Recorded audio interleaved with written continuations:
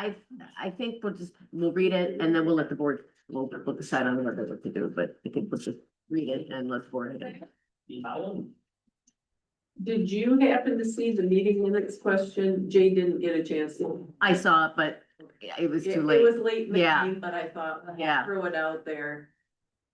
A lot of last minute stuff, last minute public comment, last minute Tasha can't make it. Is she okay? Just said something came up and she was sorry.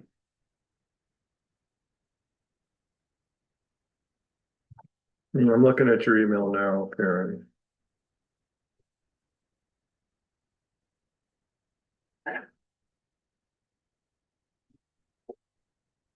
April 8th.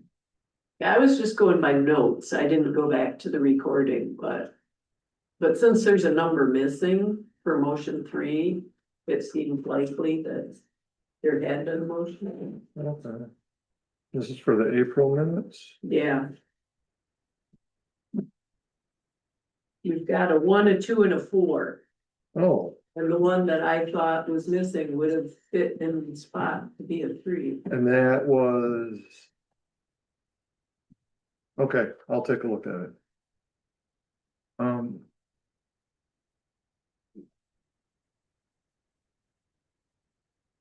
Kate, did you send out the packet, Yes, I did. the agenda packet? A week ago. Okay. Yep. Sure.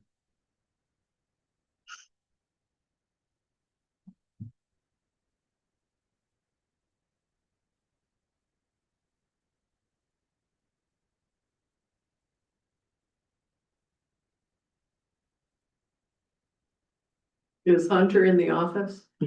Yeah, I thought I heard. He's also on the leash. Tied to the tape. I have to go, I need to take it with me. Right. We're leaving on a No, I break was trip just tomorrow thinking with if I our needed dogs. We've done that for a while. Well, I got These him two on a dogs. leash and These lock two particular Not dogs, we've never been on a road. Oh, but he's behind No. in your. I'm really looking forward to I it. travel with Okay, so if I, If you want one back there, you're more, do you have to bring for the months? That's the Oh, but I'll be- I was gonna was leave him when in the we truck. went on a car ride for 10 days with dogs in the back and we just meandered and Little nifty. Just so- I did that myself in Florida. it's nice. It's looking forward to it. Moving normally. Nice. Almost there.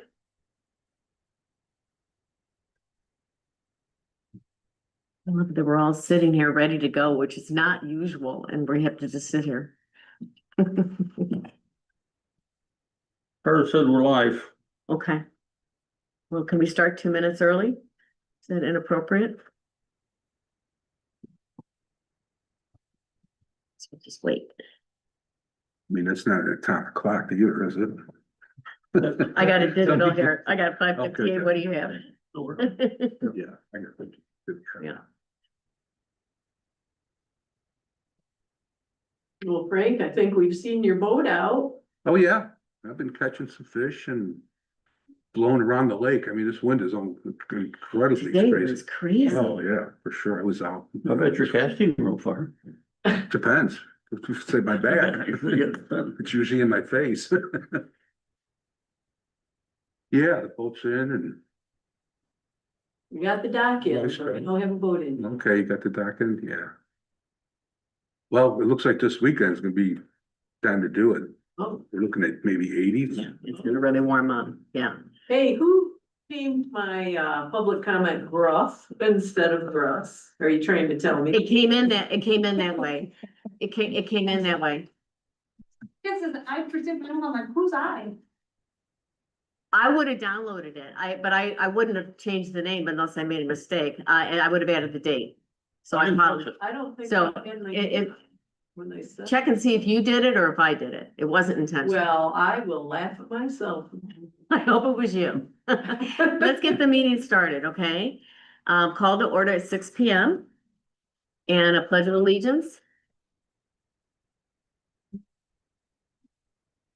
I pledge allegiance to the flag of the United States of America and to the republic for which it stands, one nation, under God, indivisible, with liberty and justice for all. Roll call. Jay Foskey, Yes. Frank Rubishes, Here. Kate Schrank here. Dave Marcelletti, Here. Ken Spicer. Here, Okay, everybody's here. May I have an approval of the agenda as written or with changes? Okay. And let me just say, I recognize at this moment, we probably won't get through everything in particular because Tasha's not here. well, we talked about deleting that, G2, right? I'm sorry, what's that? G2, No, I didn't, no, that's an no, the legal minimum versus best practices.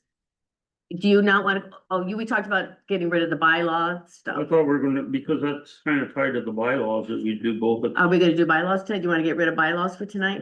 I'm saying G2 and G3, if we got rid of those Yeah, tonight. yeah. Because they kind of tie together. Yeah. So what we're suggesting, Ken has comments on the bylaws, which I've looked at. Most of them I agree with. Mhm. I have some of my own comments, as well. And they've been copied, which I was gonna distribute.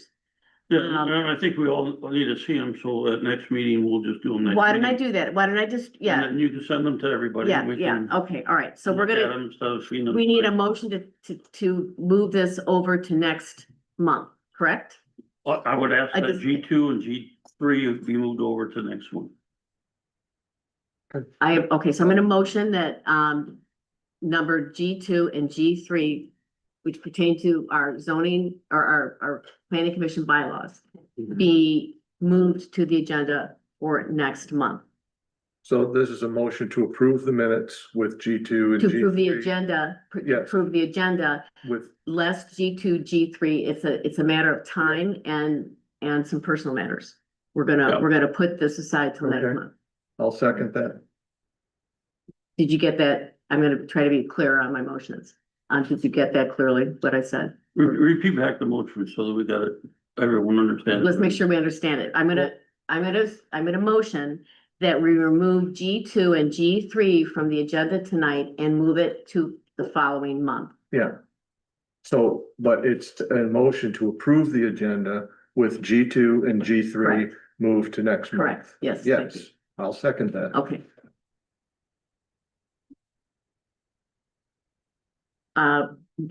Everybody You made the approve? motion, made a second? Yeah, everybody approve? Say aye. Aye. Okay, all right, so done. And here's your copy.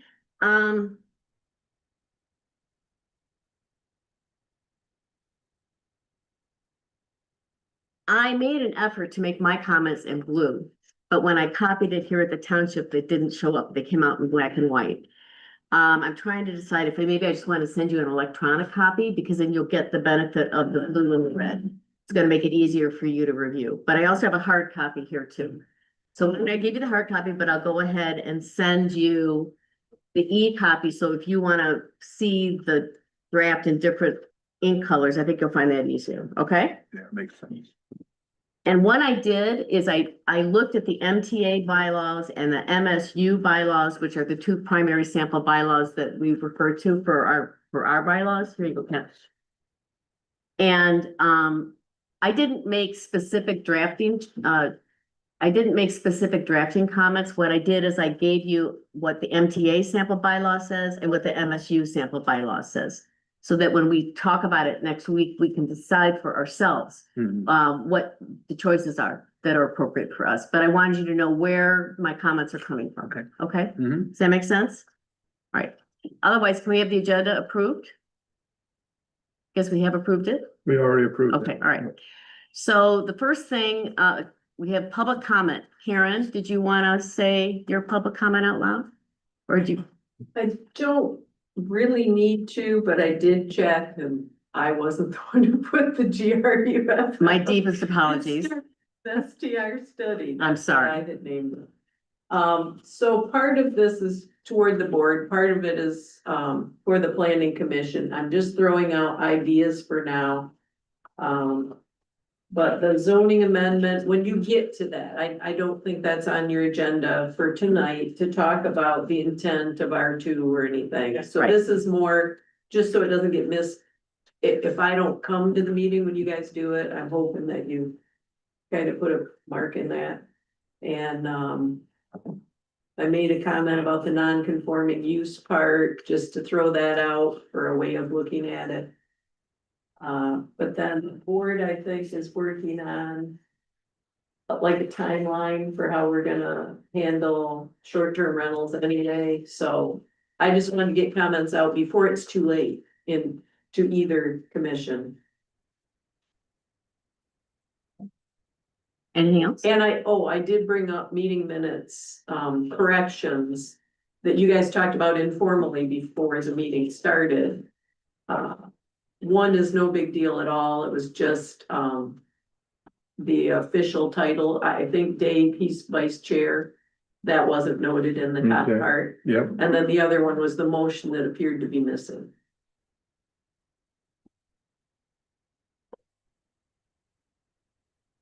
Thank you. Okay, we got another public comment. Jay, I'm gonna ask you to read that, please.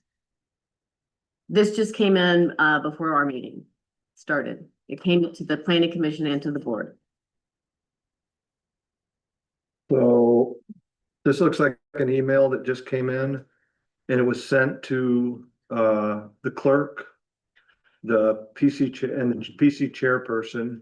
And it takes the form of a memo addressed to Kate Schrank, Dave Marcelletti, Kenneth Spicer, Frank Grubisish, Jay Foskey, Kara Hartman, Mary Phelps, and Jason Bull, and Gary Gruss. And it says, we kindly request this, oh, and did I say it's from Amanda Morgan? And it says, we kindly request this be submitted to public comment for these meetings. And here it is. During last month's planning commission meeting, the Columbia Township supervisor corrected comments made by Amanda Morgan and Janice Havas from a previous meeting in which they stated that he lived on Saddle Lake.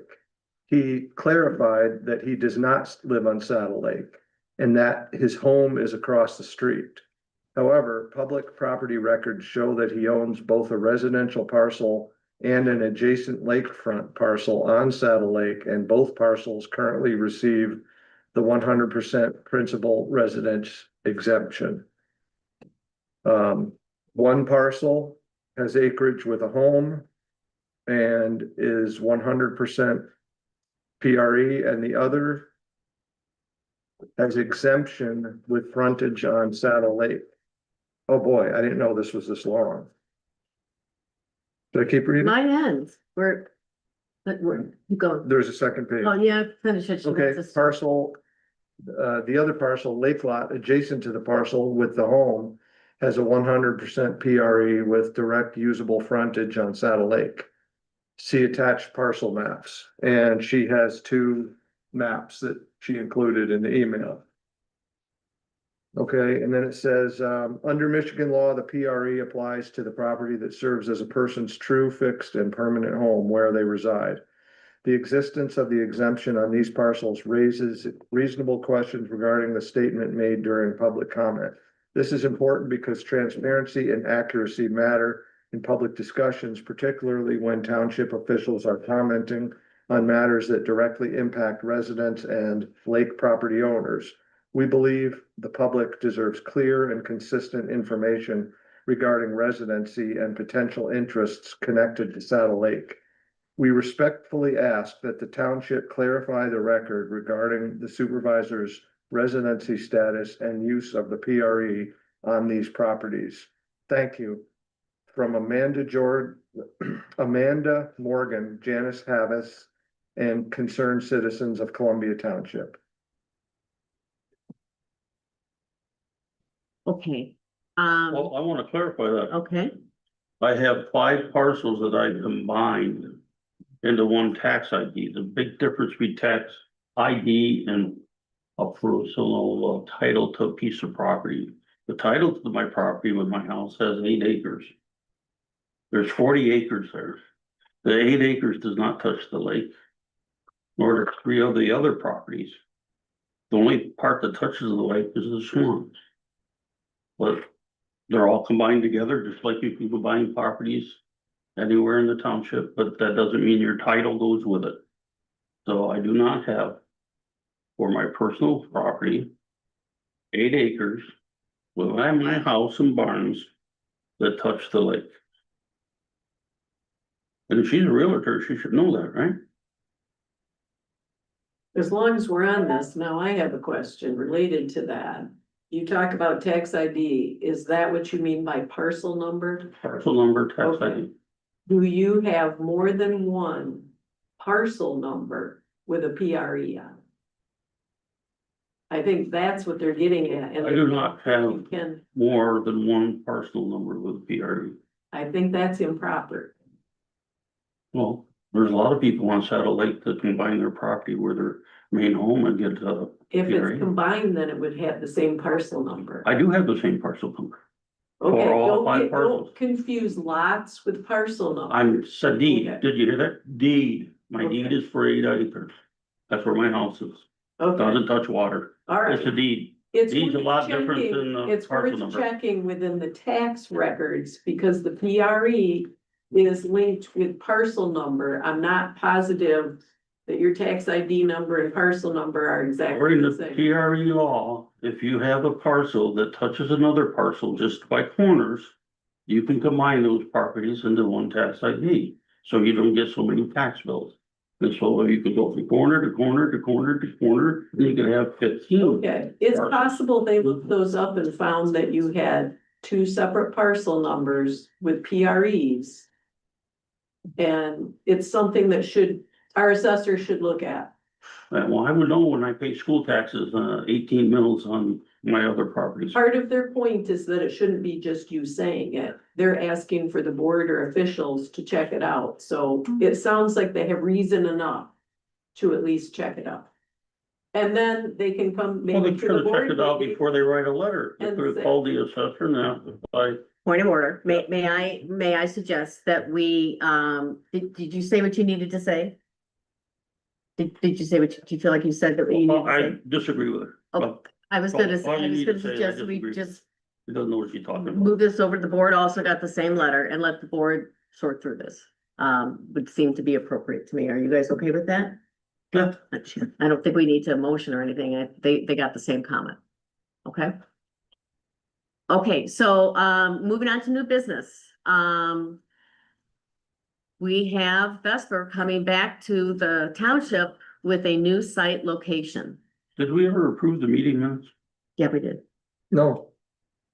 With her- Last month's meeting minutes? No, we didn't. Oh, God. All right. What an oversight. All right, back to the meeting minutes. Do we have, some comments on the meeting minutes? We had the ones that Kate brought up. Me, Karen? Karen? Yeah, sorry, Karen. Karen Gruff? Kate Gruff? Well, as the meeting goes on, Awesome, maybe. yeah. Sort of. Do I have it, besides Karen's comments, do we have any other comments on the meetings? Or Can I have a did motion you, to did you have a, Okay, okay, we'll let's, come right back to you. It's Okay. my mistake. We let us approve the minutes, then you get to go. Okay, may I have a motion to approve the minutes? I'll make a motion to approve the minutes. May I have a second? I'll second it. All in favor? Aye. Aye. Okay. You're on. I believe it would be your council here that would make a decision on whether or not we hire somebody to take care of blight. I'm getting very frustrated, about the blight and nothing being done about it. I've been, here in, Columbia Township for 6, maybe 7 years now. And I've got neighbors that have been there just almost as long that, shouldn't be living there. They're living in travel trailers. They're hauling porta potties in and out past my house, my neighbors' houses and everything, and possibly even dumping them on the property also. We've also got another one right next door to them. Neither one of them have gotten any permits at all. No permits to have their travel trailers on their property, which, if I remember right, you go about 90 days with a permit per year. And then travel trailer has to be removed. Nothing, no permits for nothing. They've been there, the second person has been there since last summer. And now he's planting pine trees, digging them from somewhere around here, digging up pine trees from somebody's property somewhere. And planting pine trees and all kinds of stuff. And nothing is being done about this blight.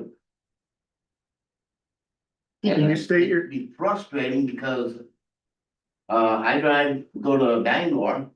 And when I get to, the corner of 681 and 384, what do I see there? I see a sign.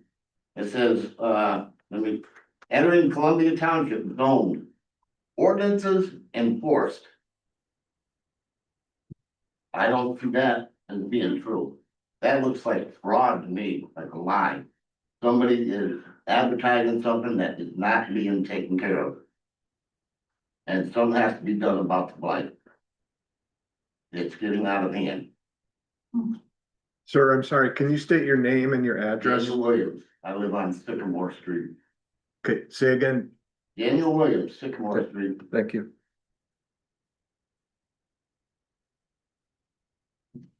Anything else? Yeah.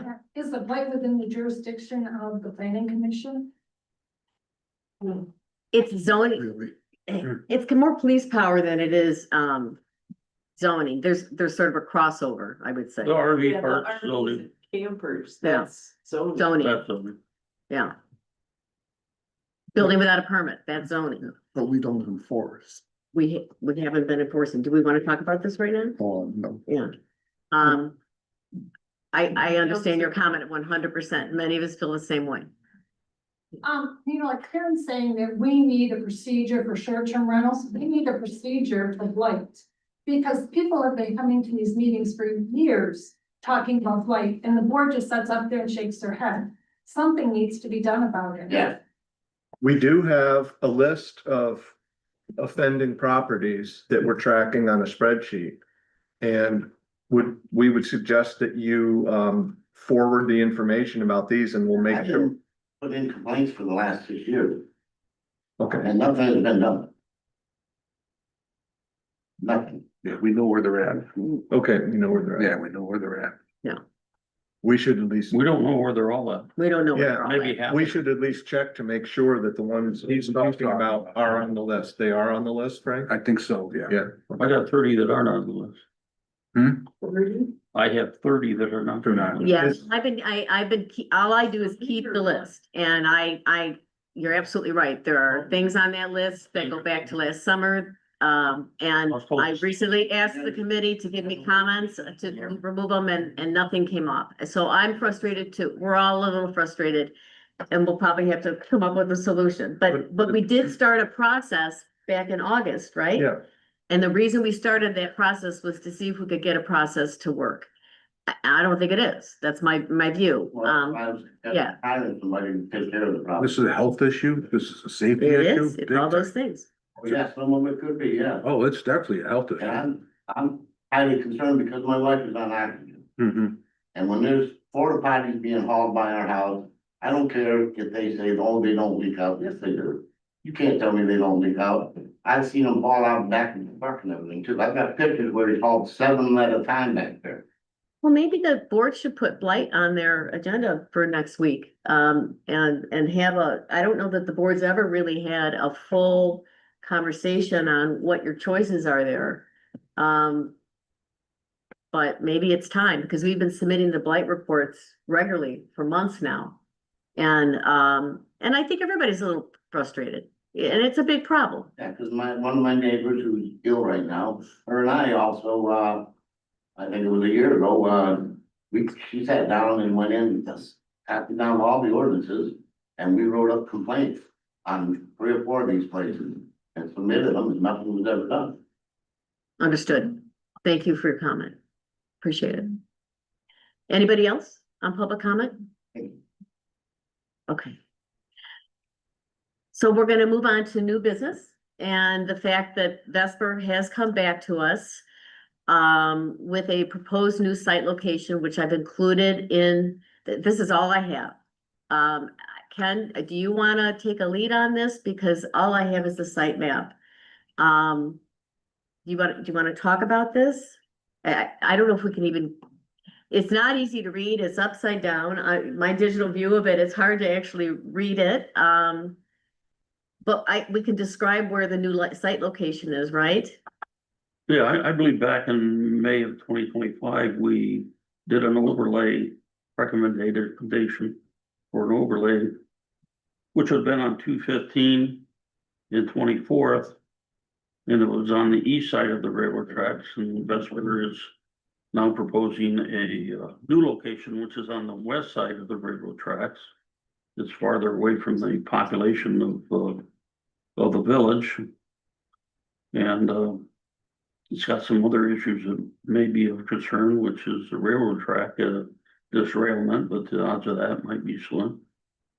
And I did look at both of them, and some of the major issues that we had with location 1 versus location 2 is there's a lot of non-public support to this. And nobody really wants it in their backyard is what they're saying. People that are selling the land are for it. So I think we got a better location, but I don't think we've solved the real problems with all the other issues that people have. And I'm not sure much that the planning commission can do because we recommended the other one to the board. And then they voted, they had a hearing with Vesper, and then they had, I think, another meeting, and at the next meeting, they said to stop all work on it. So how much of this proposed site, this new siting, is in the overlay? Is it mostly in is it mostly in the overlay? It's not in the overlay. We'd have to change the overlay to the other side. I think that it looks like they want to keep the existing overlay too. Because it looks like they plan on a solar system or something in the future, because they still have, I think they have ownership of the overlay district that we have right now. Or they got a lease on it. They got it down as one of their parcels that they're considering. But I'm not sure what we can do at this level here. I think it's a board decision because they basically got everything. Any other comments, discussion? I don't see where really anything has changed other than the location. And the location isn't really any better than the old location. It's still mostly wetland around there. Yeah, by the wetlands. So I don't know, as far as I'm concerned, it's the same thing, just moved over a little bit. It's really hard to see where the wetlands are on here. I'm not the best map reader in the world, and I struggle with some of these. Where does it show its wetlands? Well, that's a river right there. Oh, I thought that was the railroad tracks. Well, That's the railroad Well, there's tracks. tracks. and Yeah, there's yeah. The river. you know, the wetland will only be an issue if you have an accident. And you spilled the lithium. Yeah. And, you know, that's another risk thing, but I think the state of Michigan got the wetland situation that they got it settled with Vesper before they can go anywhere. Yeah, I'm sure they have to do environmental impact before they start. Well, Yeah, you that's know, much we better. talked, Easier to see. some of the things I looked at in my notes, that they talked about. And they're saying department not here being and able to here. respond timely, that we didn't have enough volunteers, we didn't have the proper equipment. This is the original Which one. I think I don't know. Which one they're. equipment might be a problem, but I still think we're gonna have a little fire It is department. They wetlands. talked There about used to be a the dam noise, the on vibration, the other side of the road. and all that stuff still. The playground. So your recommendation is that we just kick this to the board and let them decide I next think, steps? the board needs to, you know, they're the ones who will direct us to do stuff, and the section 8 of the zoning ordinance has them send us over something telling us that they wanna go forward with this. Jason, I want to give you the courtesy of speaking up. Thank you for coming. Do you want to add anything to this conversation? We don't have a lot to work with here.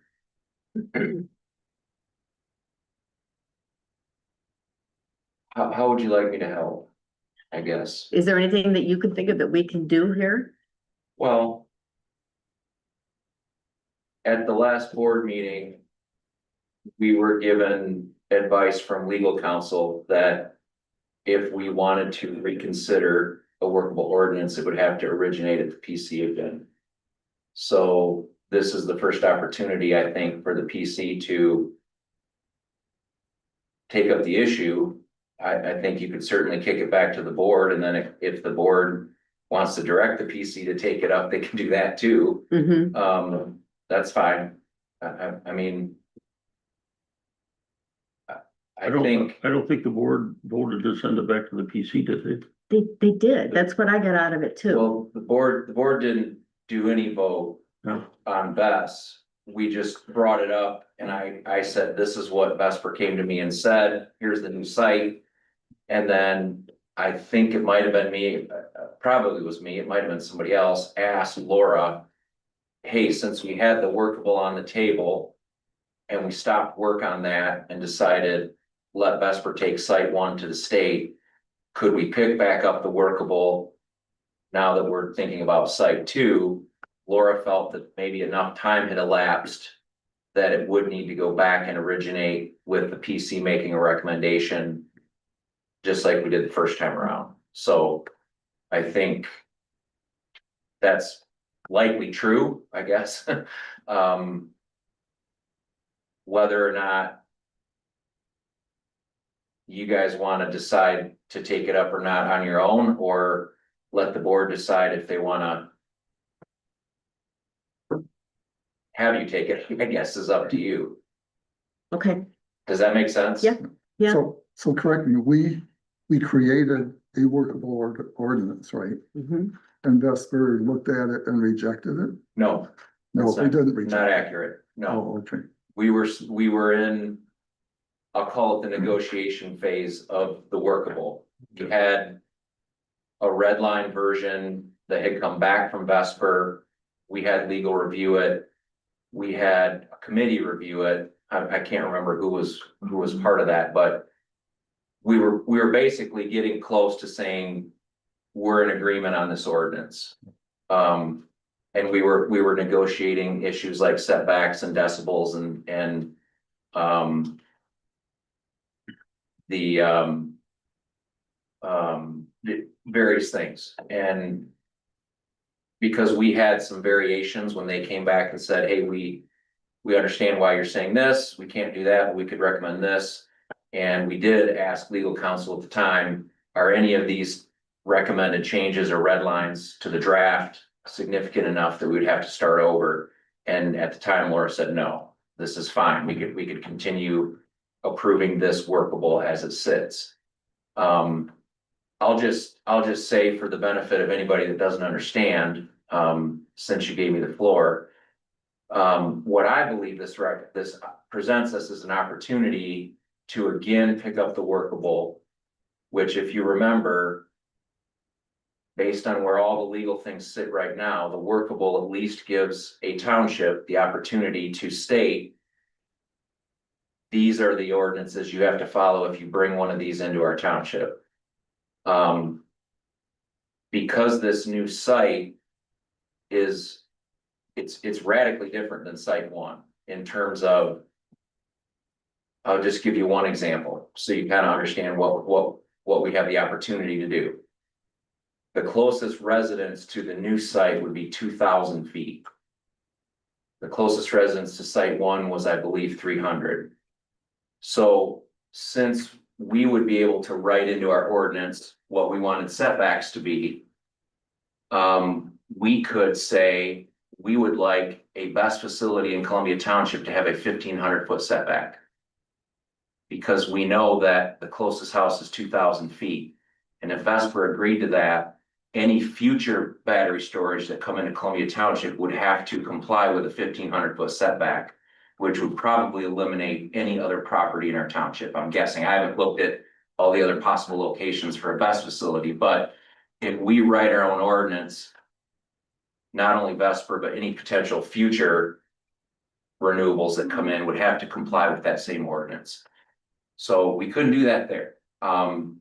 We had lots of conversation about the sound, the decibels, because this is adjacent to a train track.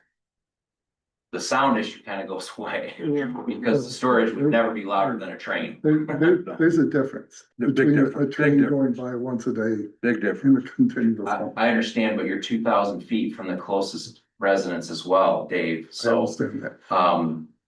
Yeah, but to say anyways, it won't be decibels are louder static than either. a train going by is, I don't know, disingenuous. it's accurate though. If you have a mosquito in your bedroom, you're awake at night. Well, I don't wanna debate this with you, I'm stating the facts, like.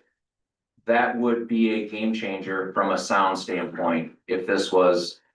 Nestled into a piece of property 2,000 feet away from the closest residence next to a train track, so. I'm just saying what it is, and. You know, I know that somebody mentioned a train derailment, but this is the deal. I believe Vesper decided for whatever reason, they didn't wanna go with site one, they liked site two better. So they can still do the same thing and take it through the state, and we might end up with a battery storage facility at that new location, location two, if they get permitted through the state. It's just that, when we said, go ahead, go through the state first time, we took the gamble, it didn't happen at location one.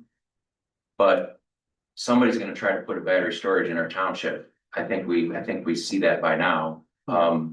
So we do, it just presents us with an opportunity and to revisit this and go, do we want to try to have some control over not only this project and write it into our ordinances so that we can safeguard ourselves from other potential projects? And we all know that there are significant benefits to our township monetarily if we write our own ordinances also. So that's enough said, unless you guys have questions. I mean, if you guys aren't gonna take it up and kick it to the board, then we'll just. Well, does this open it up for a data center after this? Exactly. We're going everywhere. Yep. Well, Don't say we don't have the water, we don't have this, it's. nothing we do is gonna open us up to anything else. We're already open to everything. Yeah, we Well- are, I mean, we are. But you're more open to it because now you have.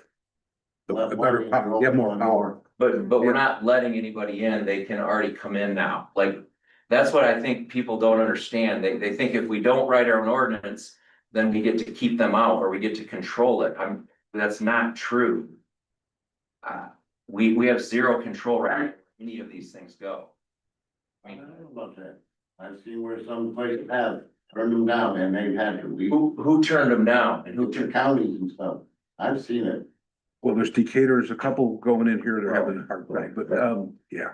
Anyways, I don't know if that's helpful, if there's anything else I can provide. Did you want to say anything, Jay? Do you have any thoughts on this? Not at this point. Okay. Anybody else? What was the reason they were turned down on the first?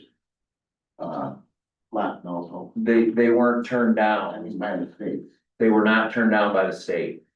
They were going through the permitting process and decided that. Mm. They're looking at lots of different properties, and I think I'll say location two out here. At the time was not available, or the property owner was not interested or something, but they were having conversations with everybody up and down the lines. For whatever reason, they decided, we don't want to pursue location one anymore, we are gonna now pursue location two. They were not denied anything.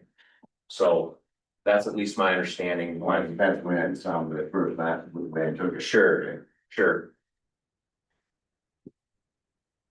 So I've been thinking about this too, and I was originally not in favor of the best site at all for that first location, because I thought environmentally it just didn't make sense. I can't tell from this. I'm just hearing the setbacks are much better. But I'm having a hard time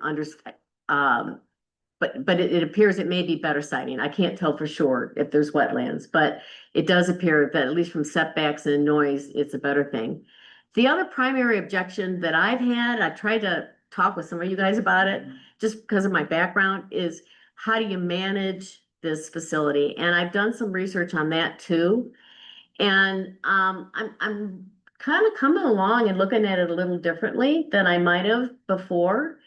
Because what I've learned is that the state public commission that will approve this best facility doesn't have a lot of boots on the ground, people to go and look at these facilities.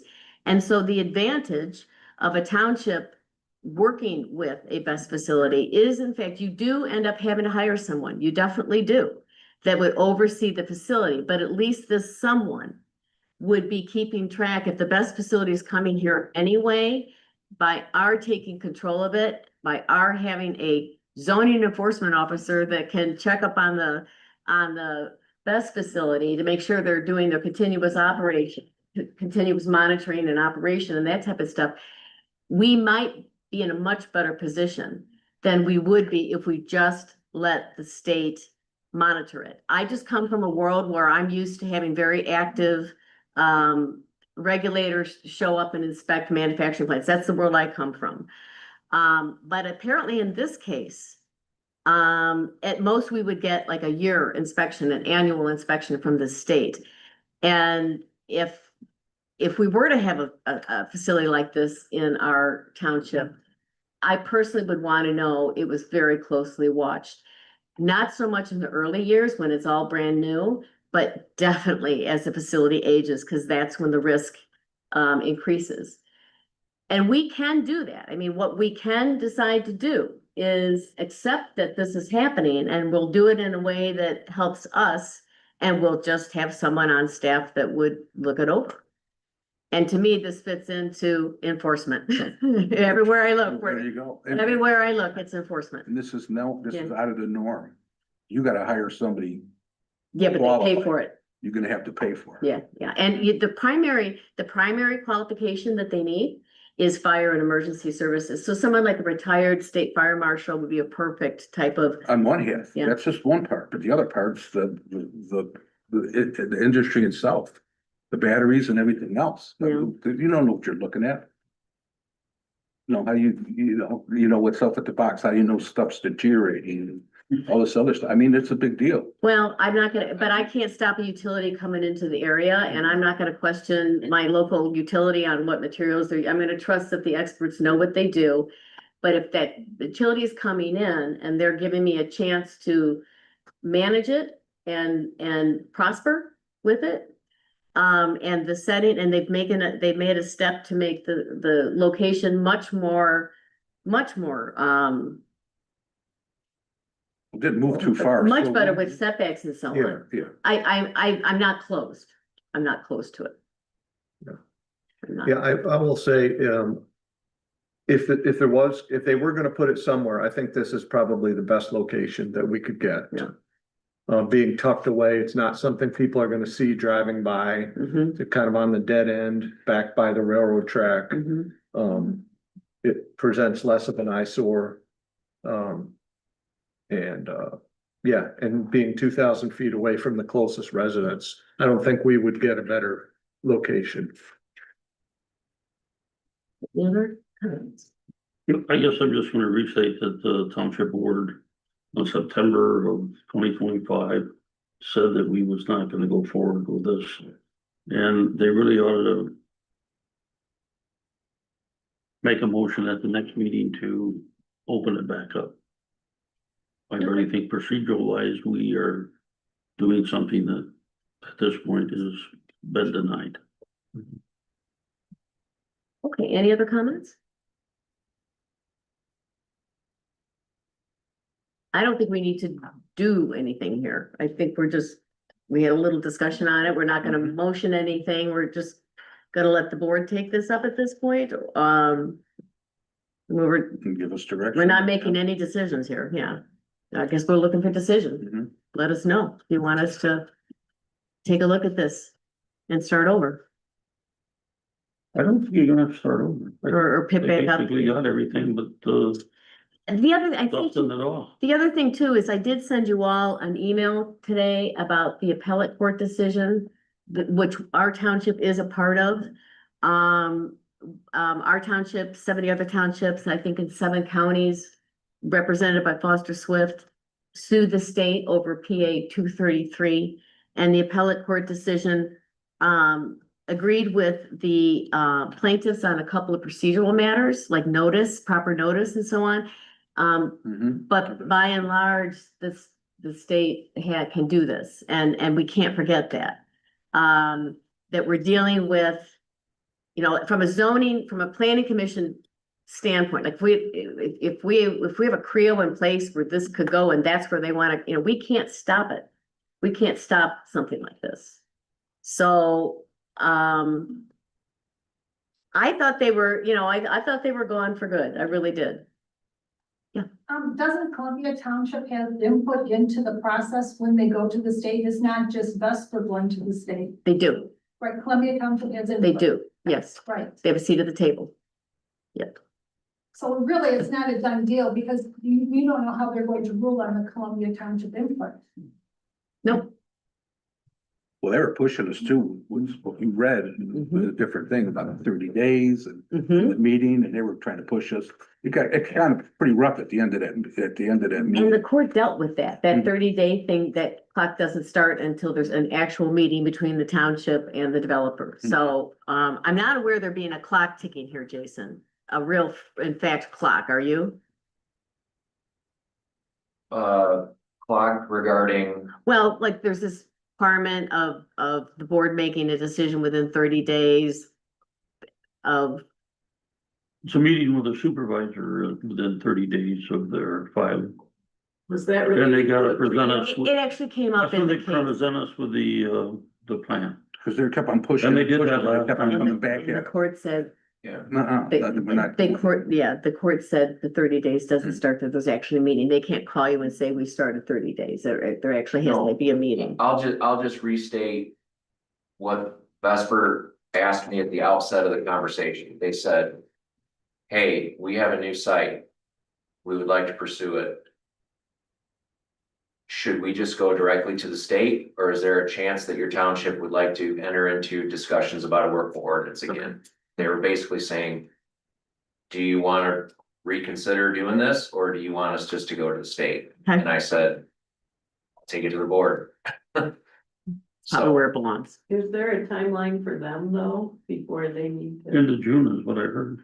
well, originally, they said, do you think that there would be conversations by the May board meeting to know one way or another if we should, I mean, these are my words. If we should waste our time talking to you guys, or if we should just start the state permitting process, Right. you know?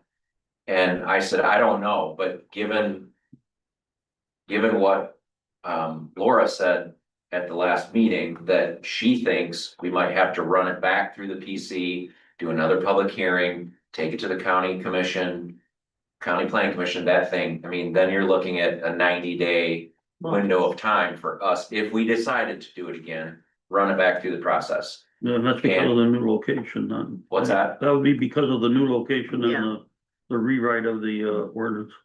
Well, I don't think the ordinance would not be tied to that location, the ordinance would just be a blanket ordinance for our entire township, so. I don't think that's what. I don't know what you're saying. I think what triggered it going back through the PC is the duration of time. Since we talked about the workable last time, that's what Laura said. I did message Brian from Vesper after the meeting and said, it looks like this might have to go back through the process again as recommended by our attorney. Where does that leave you guys? And he said, 90 days is fine if we know that you guys are working toward that. And that's what we need to decide, if we're gonna take it up or not. If we're not, they'll just start the state permitting process.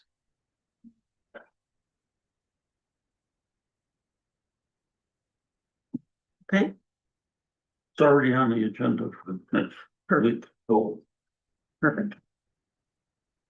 Okay. Um. Okay, that's new business.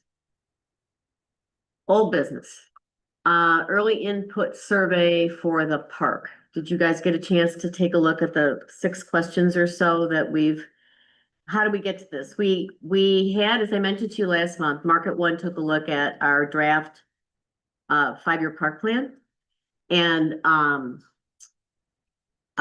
they recommended that we get public input, early public input, that it's actually required under the DNR requirements. And so our committee came up with 6 easy questions, and it won't cost us anything to do this. We want to put it on our Facebook Planning Commission page and just ask people to answer these 6 questions.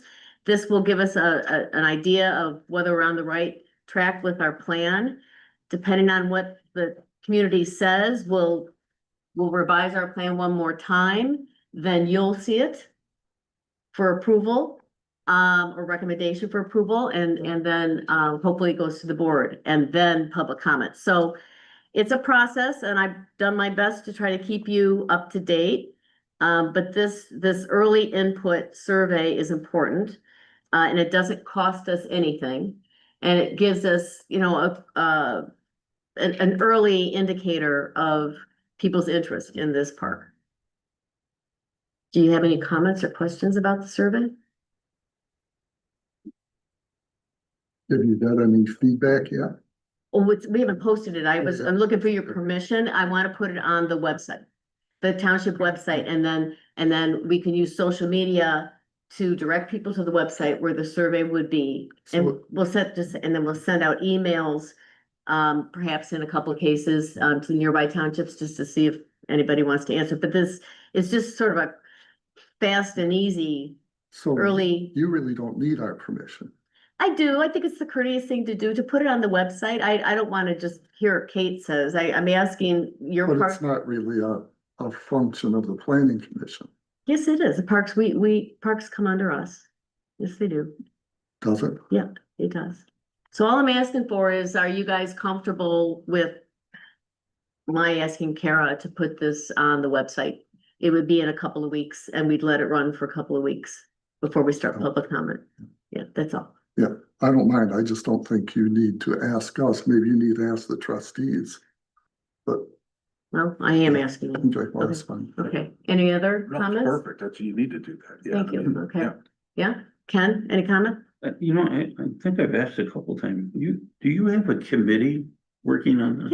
Yeah, you've met them. We've been meeting since August. Has It's that committee, Kyle Brush. has the committee ever been approved by the planning commission, or It's is a, it tied to a CIP or? okay, so it's a citizens committee, which is allowed under our bylaws. Okay. We've met since August, regularly. I've reported to you, the commission and the board, on what we're doing.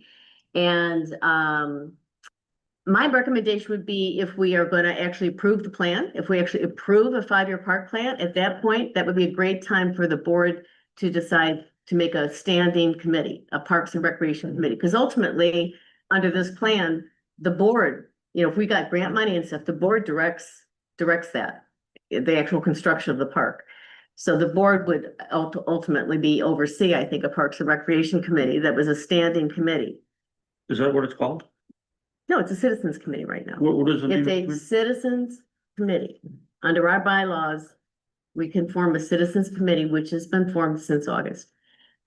Do you have any I issues with the understand survey? it's a citizen committee, but you have to name yourself as something. Parks, it's the Parks and Recreation Committee. That's what Okay. I've referred to it to consistently. But it's just a citizens committee. Anybody's welcome to join our meetings. I post it on Facebook. So if you're, Not on Facebook. that's where I post them. Yeah, and no, you're not. If you want me to send you an email, I'd be happy to do that, now that I know that you're interested. Other residents who are on Facebook. I mentioned it at this meeting as well. You know, anytime we try to get people to work with us, we use the tools that we have. In this case, we've got this meeting. I use social media, the board doesn't. Now I'm asking for a website, a posting of the survey on the website, so that I can refer to it in a Facebook page, and that'll help get the word out even more.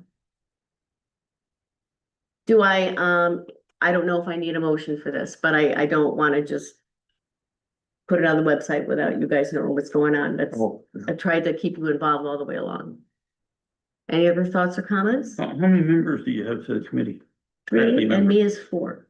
3, and you've actually walked by a couple times, so I we were think- meeting and stopped I think in and I- said hi. I think I talked to you and I looked at a drawing. What? I just Yeah, think it should be more formalized where we, Yeah, we're getting there. okay. Yeah, we're getting, their names are in our little document here. This is the draft, but I'm not gonna let you see it yet. But we're very close. Okay, so I'm gonna, if you're okay with this, I'm gonna move on and get this posted. Okay, no comments on the questions themselves. Okay, all right, I might have one. let's hear it. I'll talk to you afterwards. Okay. Okay. Zoning, administrator's memo regarding the gap analysis comparing our current ordinance to the Williams and Works audit. Did you guys get a chance to take a look at that? I did, and I liked it. What do you think? Do you think that might make it a little easier to work through the ordinance? Looks like you can work on any ordinance. Karen and I were talking and she made a suggestion that I'm happy to accommodate if you think it would help. And her suggestion was, would it help the commission if I put together a calendar of how we're gonna move through this ordinance, so it doesn't seem so daunting, like we set a date, we wanna be done by December. We wanna have, and remember, we're not making decisions, right? We're just reading through it. With the Williams and Works audit next to us, you can weigh in on any comments you might wanna make on that old draft. We're just reading through it. What if we set a date of, let's just say, December? And we pace ourselves with the meetings that we have between now and summer. Maybe we have one working session to move along faster. I really think we can get through this rather quickly if we have perhaps a schedule. And then when the board is ready on some of their big decisions, we can go right back and start making actual Well, you know, I'm recommended changes. still. Tasha and previous planning commission members have worked very hard and paid money to have somebody generate that new ordinance that they have sitting there. That Tasha said is just supposed to be approved. There's only a few things to do to it. She hasn't said that though. And that's why She didn't say that? no. I didn't hear that. No. No, she knows that we can't move forward with that ordinance because it changes residential districts, it combines them, it changes lot size. It makes all kinds of big changes that we've never discussed or agreed to. So it's just the wrong place to start logically. If you're gonna amend an ordinance, you look at the ordinance you have. And I have no problem if Dave, who's the only person, by the way, on our current planning commission that actually worked on the draft. I worked on it. You weren't on the planning commission at the I time. wasn't on the planning commission, but I was reviewing it. Okay, so Christie the Case two of you gave are it to me free, as they were going through it. I was halfway through it. the two of you are free to bring up any ideas from the draft, but I did an analysis of the draft. And, there's so many big changes in that draft that, we've never discussed. It's just the wrong place to start. And Tasha agrees with that. And if we're gonna just start doing things like changing zoning ordinance, it's changing residential districts and combining them and all of that, I would really like some direction from the board on that. Cause we've already got people riled up on the short-term rental issue. So if we start talking about that without any direction from the board or any decision from the board with this moratorium in place, I think we're really confusing the public. So we should just start with our current zoning ordinance, just move through it, not to make decisions, just to make sure we know it. We've already learned a few things about our ordinance by focusing on it. And we're starting with the hardest provisions first. I can assure you of that. What do you think about the idea of a calendar that would pace us? What if next meeting I came up with a calendar and I took the sections, during the next meeting, we should get through residential. The following meeting, section 4, I can just sort of pace you through it. Would that be helpful? And I can do these gap analyses on every section, so that it's really easy for you. But would this change with the rewriting of our plan, our master plan? So That's- would we do it again? No, we shouldn't have to. Especially if we wait till the board makes a decision on short-term rent. We don't want to be ahead of the board on that, right? Well, we don't want to make any decision on it now. Right, Let our- which we're not making decisions. And innate. We're not, we're just reading it to make sure we know our own ordinance. And we're becoming familiar with the multiple comments that Williams and Works have made about the changes that need to be made and the problems. We have a lot of things to talk about. But we can do that in a relaxing way because we're not making any decisions. We're just talking about it while we give the board a chance to work through some of their issues. They've got some hard decisions to make. And now in the best facility, we need to think about that from a zoning standpoint. So that's what Tasha also likes. And I apologize for confusion that I caused in our early drafts with AI. I think I just gave you guys too much to think about it once. You don't like the plain language stuff, but the gap analysis stuff is it's wonderful. It really helps us focus quickly on the things that we need to focus on. And I'm glad, Ken, that you found it helpful. I do too. So, Tasha's not here. We could start going through it tonight, if you guys are up for it.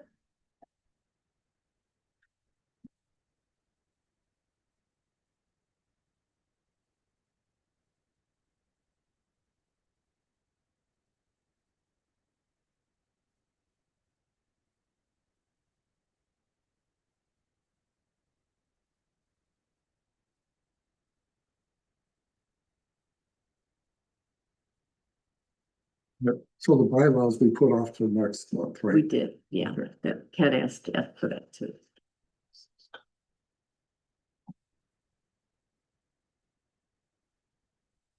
Yeah, sooner that we got to go home. Do you want to have Tasha here as we read through our own ordinance? We've already done intent. We could start, if it would help you, we could look at it again, but it wouldn't take long. And then I was hoping we could just read through some of these other sections and then we would be done with,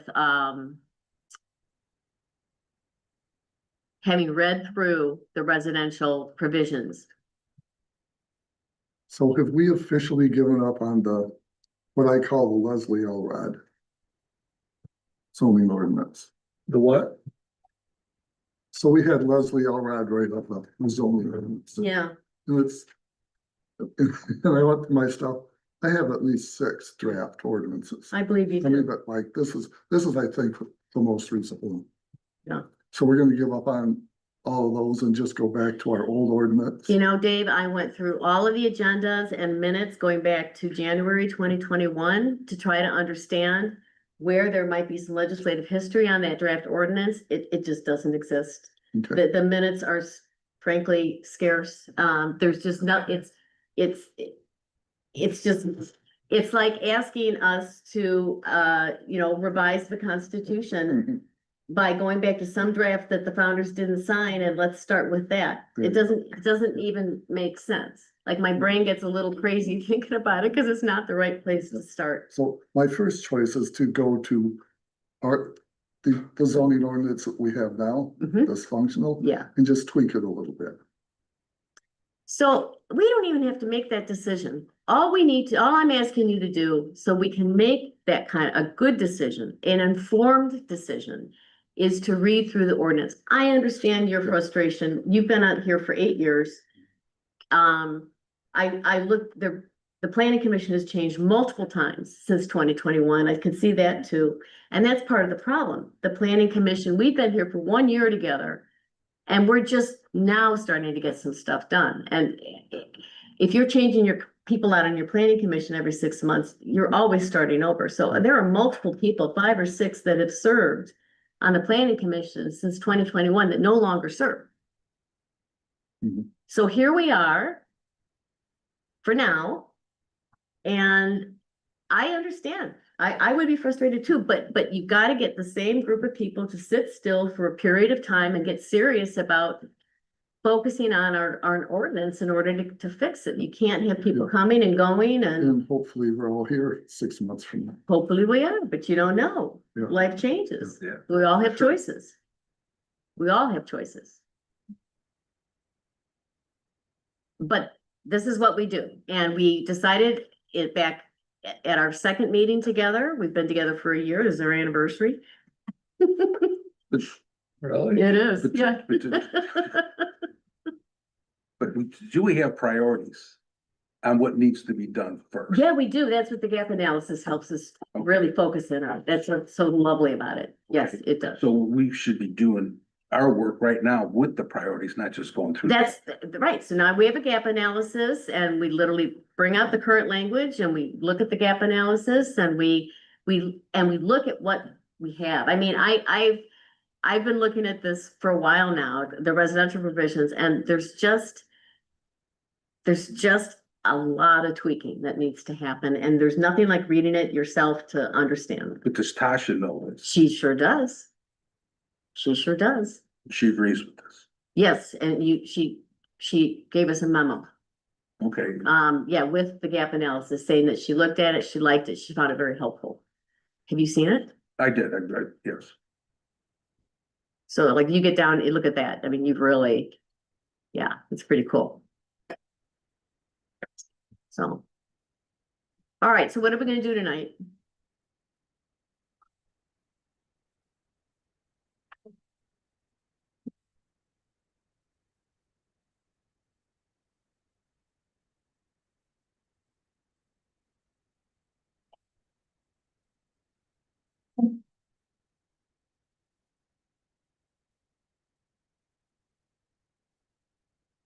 One suggestion, could we start with, Frank asked, what are the priorities? Mhm. Could we start with seeing if we could enunciate what the priorities are when we look at the zoning ordinance? Let's look at the gap analysis. We can just read it out loud.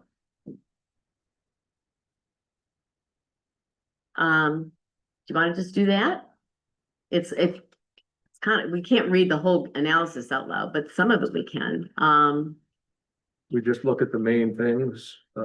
In the overview, the overall recommendation, the fundamental recommendation of the Williams and Work report is that the Columbia Township should undertake a complete rewrite of its zoning ordinance. The auditors noted that while the 1982 ordinance, which was revised in 2007, contains many customary regulations, it has structural irregularities, it's missing several standard topics, and it needs a comprehensive update to address the modern land use policies rather than relying on more Band-Aid amendments. And then it goes into specific organizational and structural changes such as key formatting, but those happen last. Formatting happens last, okay? Substance goes first. So what they're saying though, is you need a new master plan. No, they're not saying that. Will you say for upgrade for the new? They didn't say anything about a master plan. No, they didn't, but that's what they're saying, for new updates on with the time we're in now. What we decided to do, and that's part of the reason we aren't getting things done, is we keep changing our mind. So when we met last May, we talked about this. I think by about June or July, we hired Williams and Works to do the audit. We got the audit back in November, and we have yet to really do the work. So we paid for that. We agreed that that's what we wanted to do. We decided not to put the master plan before the zoning ordinance because the master plan was revised in 2020. And small rural townships are allowed to go 10 years on their master plan Right. because it takes a lot of work. Mhm. And as opposed to our zoning ordinance, which we know has a lot of issues and is seriously out of date with the last major update almost 20 years ago. So it's kind of crying out for help, and we can really be helpful to the township if we take some time to understand the ordinance, especially in the context of some important issues happening here in the township, and get ready to revise it. We can't even direct an auditor, or if somebody else was going to do the revisions, we couldn't even give them directions, not really, because we don't know our own ordinance. So this is a chance for us to go through the ordinance in a regular, predictable pattern, talk about it, what do you like, what you don't like. And then as we conduct our regular planning commission business, and then when the board is ready for us to have made some decisions, that we can move ahead and start actually changing it. What would be the problem if we took our original ordinance and we took the upgraded ordinance and set them side by side and had this little map right here beside that? And we go through there and we work on both of them at the same I time. already did that. I did that gap analysis, and it's too confusing for two reasons. And I'm happy to share that analysis with you. The two reasons are the draft ordinance makes substantive changes that we haven't agreed to. As I've already discussed, it combines residential districts and it enlarges lot sizes to 2 acres, making a lot of non-conforming lots if that were to pass. And so number one, it's a confusing thing for the public to hear us talk about this. Number two, Williams and Works pointed out that this draft did a good job of reformatting more in line of what they're recommending. So that's good. It's just that formatting is what you do last, right? You make all your substantive changes and then you put your formatting in. So it doesn't really help us that you guys did the formatting. Cause like definitions have been moved from section 7 to section 2, you know what I'm talking about, yeah. So, Well, the 1 acre is probably coming from the health department on septics. Because they've been talking about, for us, minimum 1 acre.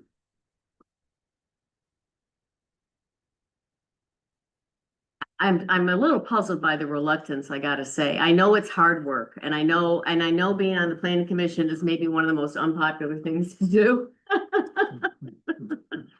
It's hard work, but that is why we are here. And I'm trying to figure out a way to move through this in a way that is palatable to you guys. Well, you're our old district, they wanna go to 12,000 square feet from the 800, 720. And if they go to the 12,000 square feet, you will have all non-conforming use land back in there again. That was designed basically for the small lots, subdivisions from the lake. Do you guys, I appreciate that, but can we make a decision on whether we're gonna work through our agenda anymore tonight? Well, we already approved the agenda, and so we're on H3. We're on now, H3. And we might as well go through the agenda. We approved it. At least have so how many articles are here? 1, 2, 3. I do have the copies that I made for you last week. If you've got the patience to look at them, we can get started. So we're just, and here, we're just looking at the existing zoning ordinance, right? That's it. That's- No suggested language, just the existing zoning ordinance. Only what I've done to hopefully make it easier for you is like we did with the intent. There's an intent section for every residential district. It's helpful for us to see those all together. There's an area and dimensions section for every district. It's helpful for us to see those Yeah. together and so on. So that's how I've here's area and dimension sections right here. So what would be the best way to get through these in a timely manner? Well, it helps if it would help if you would have read them ahead of time. And I'm getting the sense that hasn't happened. I read it. I read some of them. Thank you, Ken. I'm glad. Thank you. I'm glad you did. But we can read out loud together, but what I'm really looking for is a commitment that we show up ready to go. That we've actually looked at it, that we can agree to move forward and we don't have to spend so much time talking about how we're gonna do it. We just actually do it. And I'm just wondering if we each have it in front of us, can we just go through it one by one? We Have a can. short discussion Yep. and then Yep. if on each section, if the discussion goes over a certain amount of time, Kate, can you just say, okay, moving on to the next one? Sure. Whatever you, Because all we're doing is looking at it and discussing it, right? That's our job. that's our job. How do you guys, what do you think about that? Yeah, that's fine. Put a limit on it? You want to be my timer? Oh, sure, yeah. Or do you want a hard copy or do you want to look, If you've got it there, I'll take Okay, it. Okay. I'd rather have hard copy. do you want to start with intent again? Or do you want to move on to area? We could go through intent.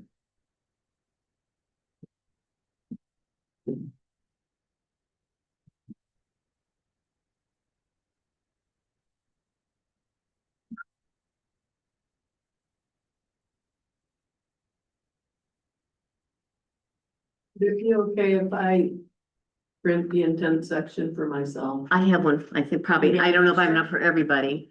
I don't have- Yeah, go ahead. All right, I can put it up on the screen if that would. that would be fantastic. Yeah. I've got it on my laptop, so. Oh, okay.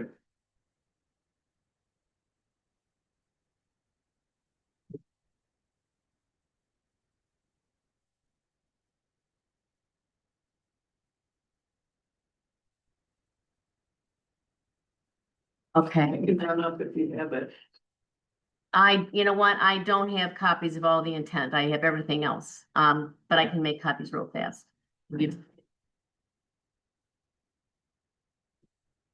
Would you be willing to print one out for me and print a few? Yeah, how many do you want? Everybody want one? I don't. Okay, maybe 10. And we'll just move on to area after intent. We'll just go on to the next one. Thank you for that. So let's let her do that and let's just go on to area and dimensions. And here's a hard copy.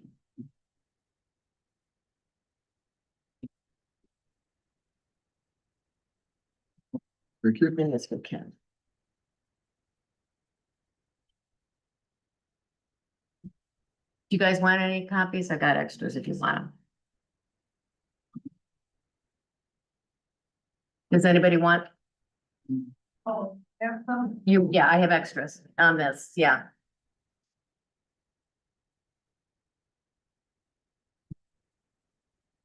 thank you. Want one? Okay, thank you. We're the best.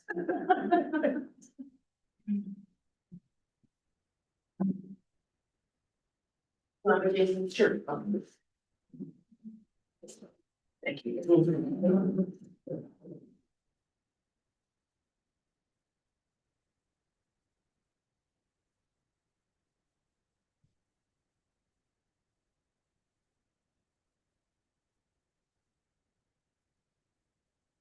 Yeah, just take a second to look at it. Ken, how many square feet in an acre? How many square feet in an acre? Thanks, Ken. 12,000. 43, Much appreciated. 260. Is it 42? Some people back there wanting. They might.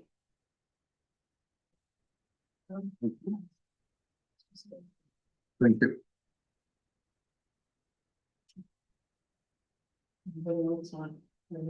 Then that.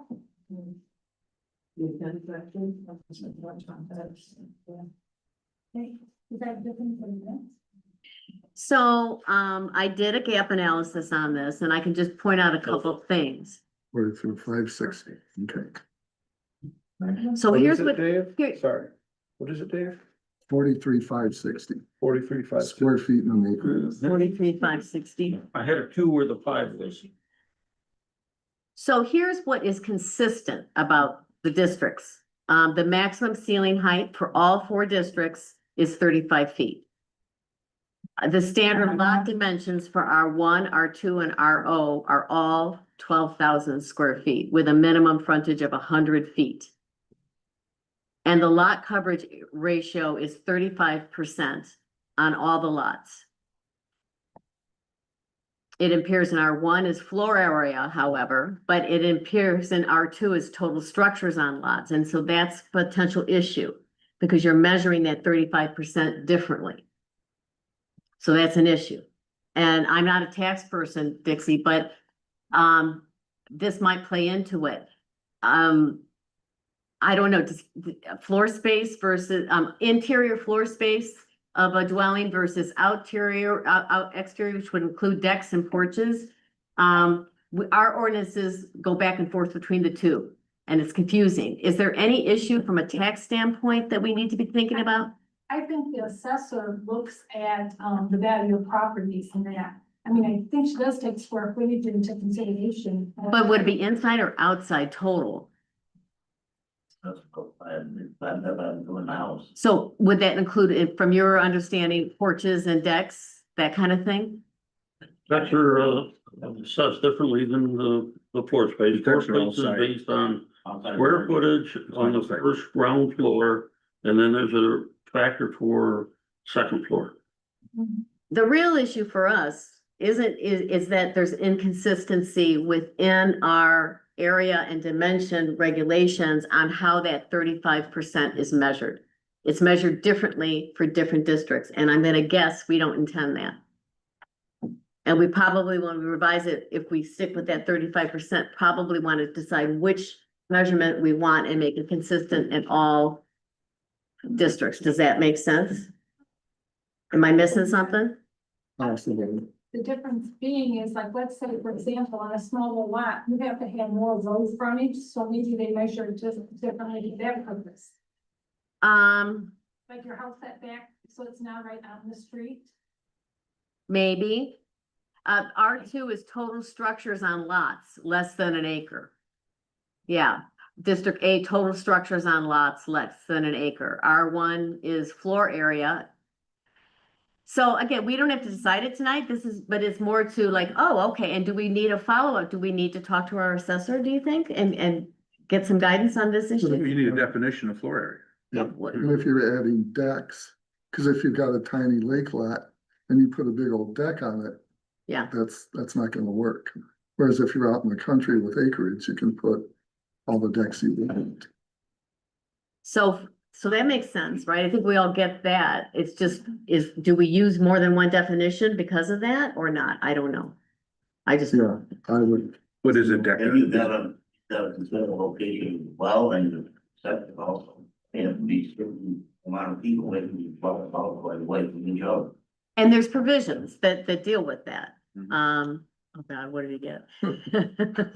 I'm sure there's a law for this. There'll be maybe a definition for it. Okay, so this is an example, we'll keep going, but here's an example of the kinds of stuff that we're gonna find. Inconsistent definitions on how we measure floor area.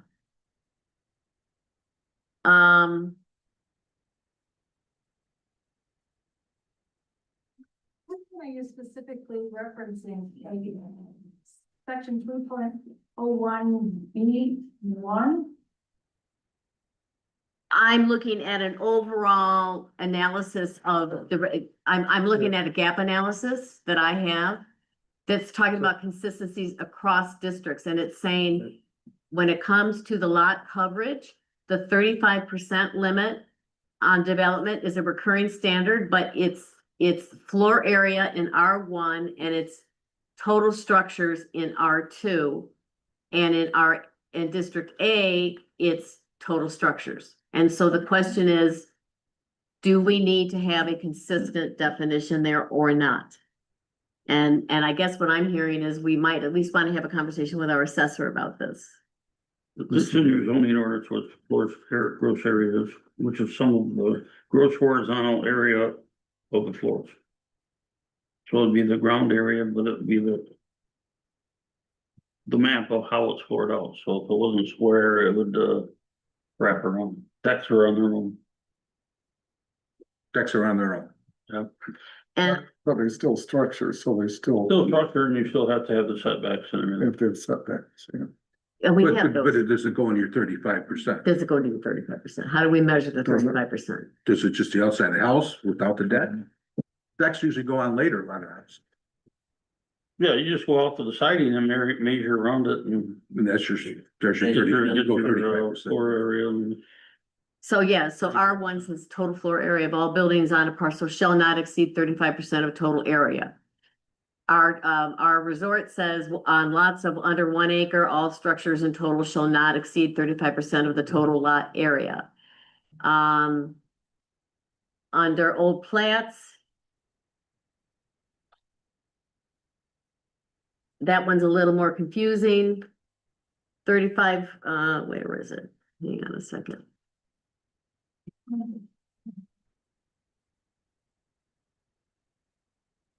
Where RO doesn't have that at all. I'm not seeing that at all.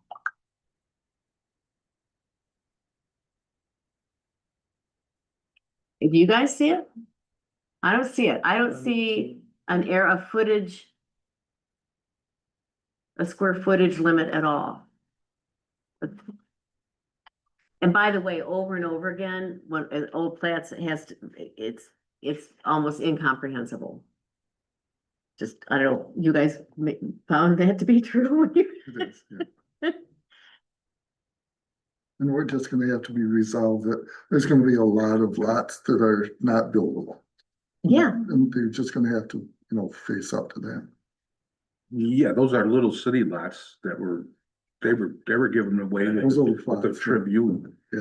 are we talking about Saddle Lake or somewhere else? Saddle Lake, they were giving them away with a subscription to the Tribune. Is there any way to make them Well, yeah. valuable or buildable? Can we Well, combine them Gotta or? combine them, yeah. Okay, Yeah. so like, should we be thinking about that kind of stuff? No, so you gotta combine them. You gotta stay with Yeah, the, that's. well, because you can't, because of wells and septics, there's no way they fit. They fit in the city of Chicago, 30-foot wide. Uh-huh, But they have sewer, water, uh-huh, you know. uh-huh. We don't have any of that. Yeah, I know that. I'm just, I mean, those are city lots, 30-foot. They were building houses like crazy at 30-foot lots. well, there's no total footage, that I see requirement in RO at all. So that's another thing that's not consistent. And I don't know if it needs to be or can be. Another question, Kate? Yeah. Yeah, I see here on the second page of this. Here, no, section C. About where a single lot, on the corner lot? that's 6 feet wide. Yes. Go down a little farther toward the end of that paragraph, it says where one of the roads is a county road. Mm-hmm. What about private roads? Shouldn't that be considered also?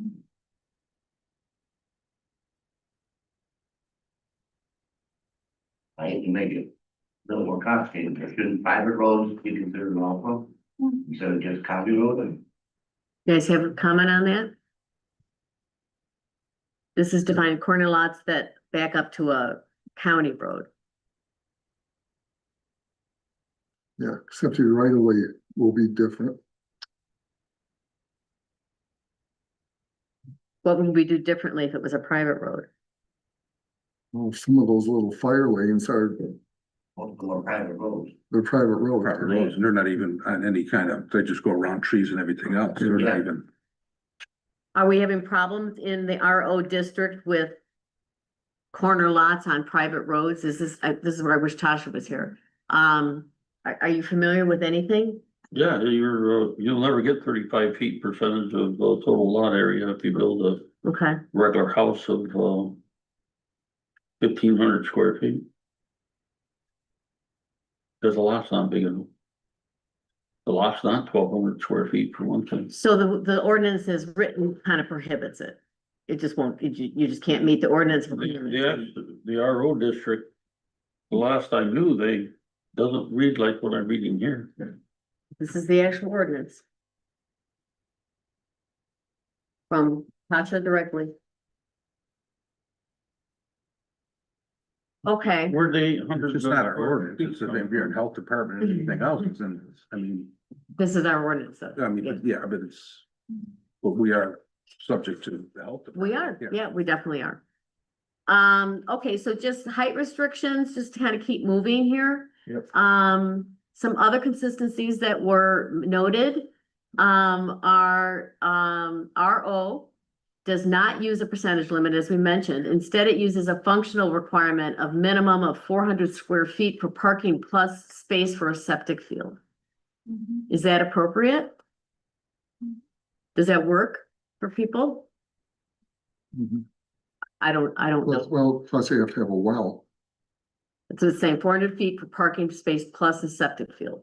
plus a septic. That's what it says, yeah. Well, plus you're gonna have to squeeze your well in, but Just don't run over it.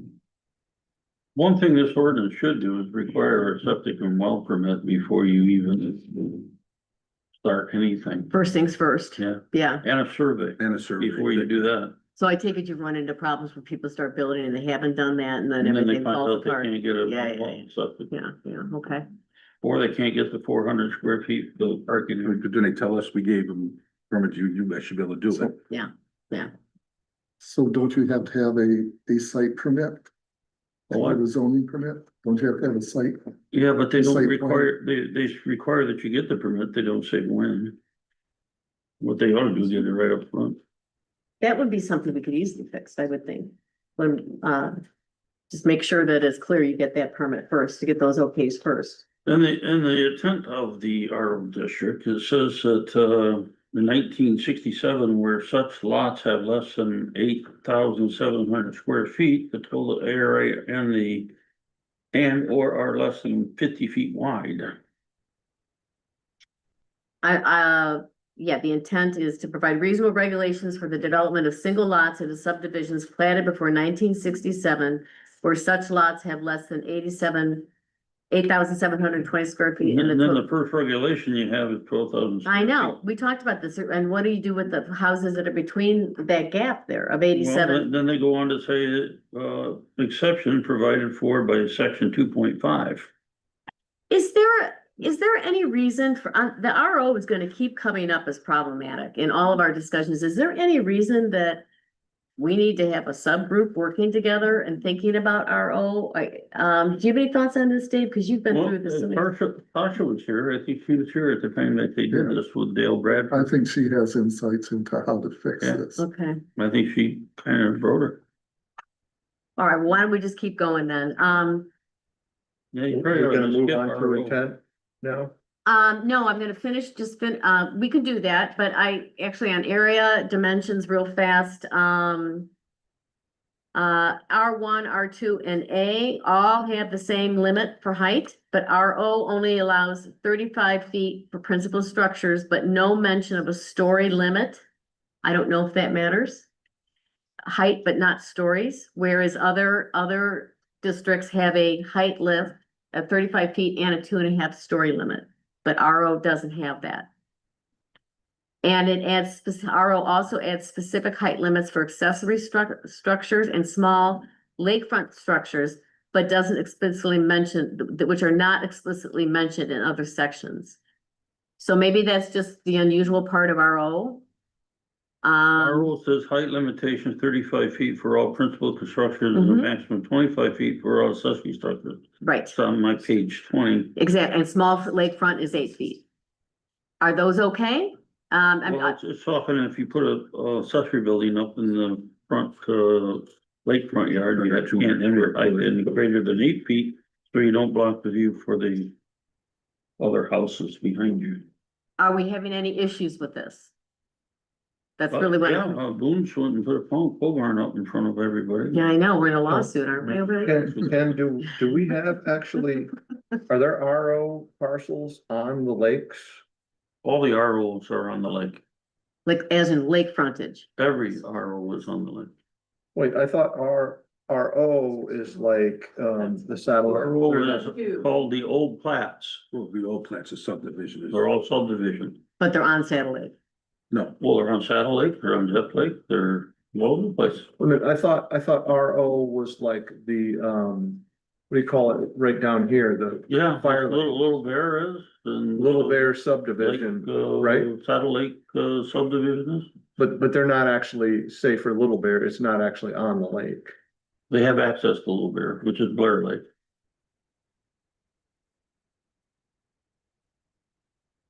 Okay, are there residential old plats, R0 parcels that are actually physically on the lake? 30 by 120, No, that's the lot size. okay, but are there parcels that are on a lake? Okay, that's what I'm saying, so some of this wouldn't make, They wouldn't have lake apply. access, the Little Bear Lake, which is. Blair. Yeah, Yeah. but so stating They're in not RO like- stating, well, if you're on a lake, then you can't do this or this, it doesn't matter, because we don't have any ROs that are on a lake. We have ROs that are on lake. My house, if they're not- my cottage in front of me is on RO. My Oh, cottage across is the it? lake is an RO. Oh, okay, I My didn't house realize is an that. R2, because it's not on the lake. Okay, I didn't realize that. Just to kind of run through a couple other things to notice about the area and dimension regulations here, just to point out. Single family versus multifamily, is in R1 and R2. 12,000 square feet covers the whole lot. But in R2, where you can have two family dwellings, the requirement is 12,000 square feet per dwelling unit. So a two family dwelling unit in RO, or pardon me, R2 would require 24,000 square feet for a duplex. Do we mean that? Do we? Each one is separate anyway, even though it's the same building, each residence is separate. Okay, Both have septic, their own. okay, all agree on that? Which is weird because minimum size of a house is 720. Right? Yes, I think that's right. But if it's a duplex, now it's 1,200. 12,000 square feet. 12,000. Square, Oh, for the lot. Yes, yes, Oh. we're talking about the lot, yeah. So we're just pointing out discrepancies as you get to come, and then we're almost done here,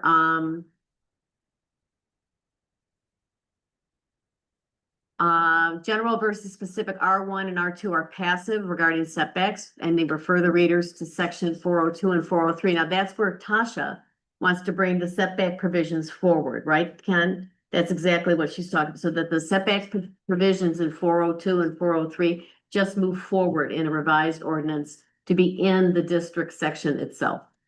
So that people don't have to go back and forth. That's a simple thing. That makes sense. Yeah. Detailed exceptions. RO and District A provide specific active dimensions. So for example, District A requires a 50-foot front yard and RO only allows a 200 or 20-foot front yard.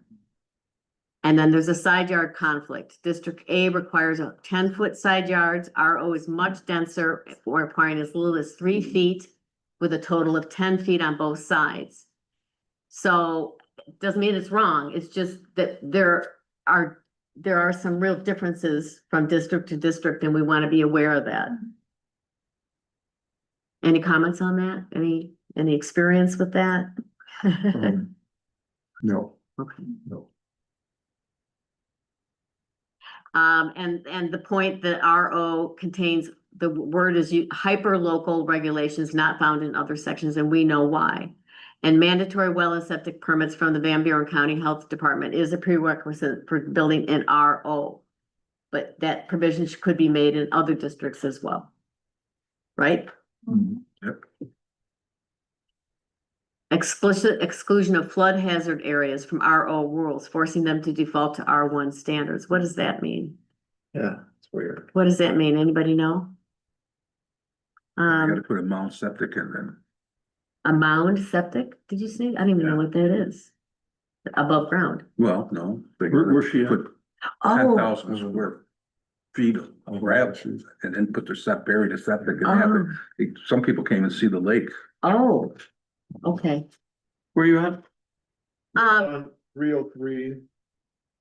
B. Yeah, we're almost done with area regulation. Area and dimensional Yeah. regulations. Rear yard? Yeah. Yard? And, I got this nice table here that you like tables like this where it shows the feature district R1, R2, RO, District A, and it has a nice, you can see at a glance where they're the same and where they're different. And it may be that that's fine.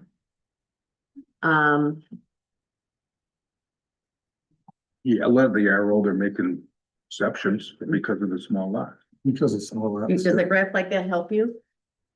Yeah, Good. that was supposed to be in the zoning ordinance. Oh, it was? Is that where you got this from, Tyler? No. Oh, okay.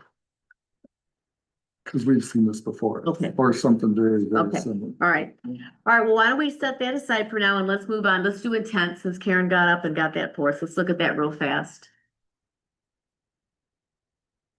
Everybody got that? And the reason I'm doing this more for you, Karen, because we did this a couple months ago, but you made a comment tonight about changing the name from R2 to R riparian. Right.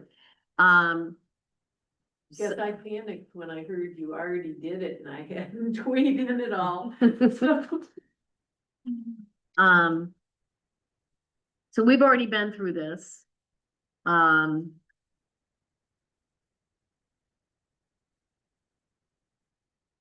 What section are you looking at now? Now we're just looking quickly again at the residential intent provisions, which we've already looked at.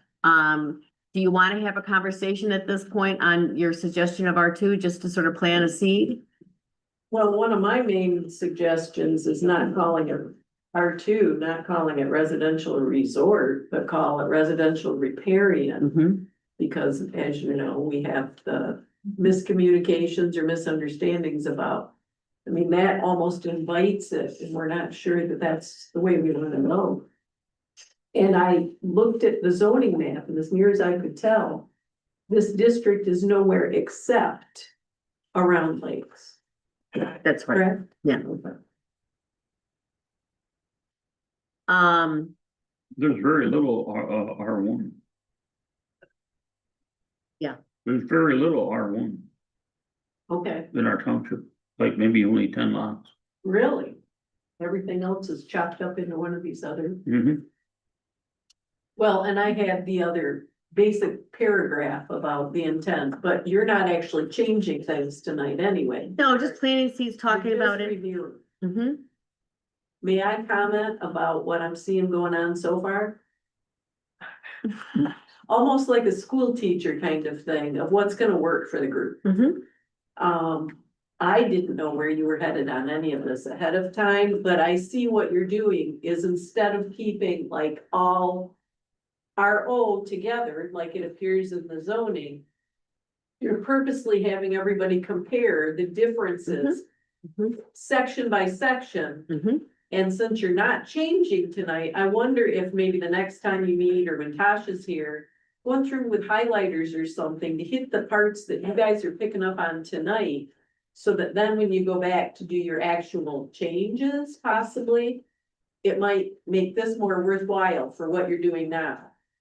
I just think in terms of handwriting and doing, so I was just thinking about what would work with this group, because some of them have read ahead, some of them have not, Right, and you want to get everybody I together. do, yeah, Yeah. I do. Thanks for giving me some. One thing I want to point out about the residential districts, is the only one that allows multifamily housing is R2. I believe that's correct. And I'm aware, are you guys aware in Michigan, also in Illinois, I don't know if it's going anywhere, but there's a effort at the state level to strip local authority from, zoning authority away from housing density issues and start allowing much smaller houses and you could get rid of the principal use, being a single family home. I mean, there's a petition going around that they're asking supervisors to sign. Have you signed it? Mhm. Do you know about it? Mhm. It's been on an MTA, so, Small homes, so. cottage homes, I think. Yeah, so the state and not just Michigan, but other states are very worried about housing and housing costs, so they're at the legislator level, they're proposing some pretty provocative changes. I don't know that they have a chance of getting through, but the one thing that sticks out to me in our discussions is that, to my knowledge, the only place we allow multifamily housing is in R2. And I don't think we can exclude multifamily housing from our districts. I think we have to allow for it somewhere.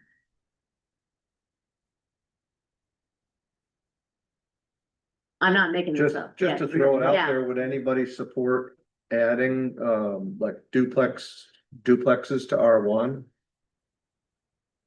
Yeah, we're not making decisions, but do we as a Just matter a of, straw do we poll. care? You only got 10 properties there, and I would say the 10 properties you have there would never probably change hands for years. Yeah. Never become one. What about But the, if you wanna live in a city, make it in town. Somebody that Make bought a make bunch of district lots in in a town. little bear subdivision, I mean, that'd be an Yeah, ideal downtown. place for a duplex. Well, that's just something, it's not, there's an issue out there to watch at the state level. I can't guess on how that will proceed, but, Michigan Township is really up in arms about it, if you guys are paying attention at all to that. Some real changes are proposed. They went through a committee today on housing and to make it homes smaller, to add density with little zoning authority, local zoning authority. So they had more room for data centers. Just, Well, I mean, those are places a lot have to do with infrastructure. too. Yeah, yeah, I mean, you got yeah. a sewer, you got water, you Yeah, have a well. yeah. You can't do it here. Yeah. Not, now it's about big money. So when we go back through the ordinance, we may change names, we may do that. I do think, Karen, I think, I'll check on this, but some of the townships that are ahead of us on the short-term rental issue have used that word, Resort? riparian, Riparian, I think so. I mean, I can look into it. But it's striking me as, deja vu, like I've heard that, I've read that. So that's my main take on the intent. If we were to rewrite it, I would suggest that the language is more uniform when it can be, when it can't be, it can't be, but if intent provisions aren't creative writing, you want them to be as clean and simple as possible.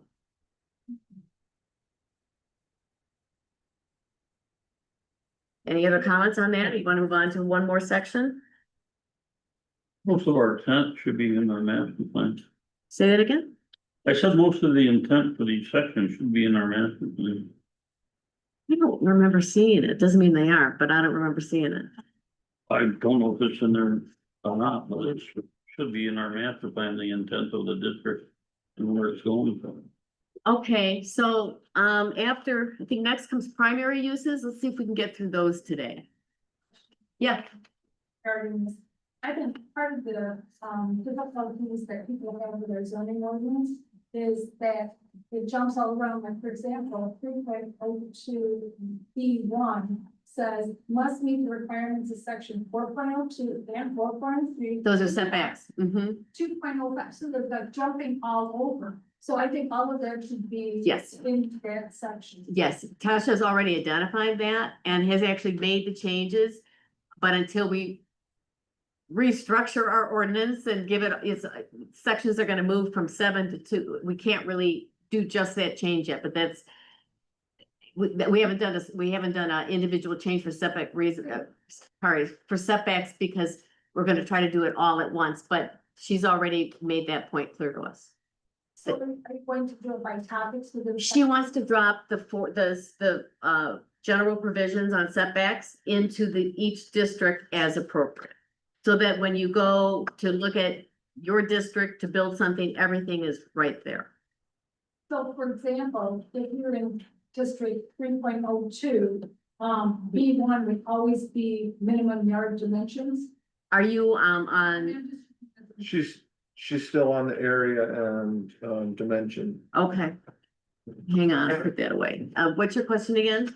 My question is, like, for example, in 3.02, B1 is minimum yard dimensions. Are you going to have the minimum yard dimensions as B1 and 3.03, 3.01, 3.04, so on and so forth?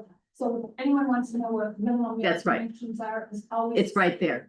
We don't refer back to those sections. We put those sections in here. I'm saying also like the same number. You know, like, you know how you have topics Yeah, and then, like, let's say a section doesn't have that topic, you just have that section say reserved. So that anyone that wanted to know what minimum, lot dimensions were, they would know that they go to this section, no matter whatever district it's in, it is that section. And So all the numbering is consistent. Yes, From, yes. yeah. That's the kind of stuff we do at the very end when yeah. Okay. So you plan on doing something like that, yeah. Yeah, that was a clearly That was a- defined goal of the. Reorder the whole of thing. Of the whole thing, so. How we number You- pages, which sections go where, everything. That's one thing about the draft. It's all one document. What we want to do is section by section in a separate file so that we can make changes a little easier going forward. Okay, let's try to get one more in and then call it a night. Does that make sense? Yeah, All right, primary principal uses. Here you go. Take that yellow. What section are you in? I'm handing it to you. Primary principal uses. the principal permitted. Yes, yeah. Give me a second Well, this is. So you're gonna need two? for Jay. Yeah. What if they just give you? You handed me three, you're gonna be too many. What section? Did I? If you just. I have a handout here, if you'd like it. What I took is the principal primary uses for all the residential sections, and I put them together in one page. Sure. Okay, I have an extra couple here if you want a couple. Did everybody get one up here? There's a couple. There's three. How many people want one? That's was that enough? I got another one here.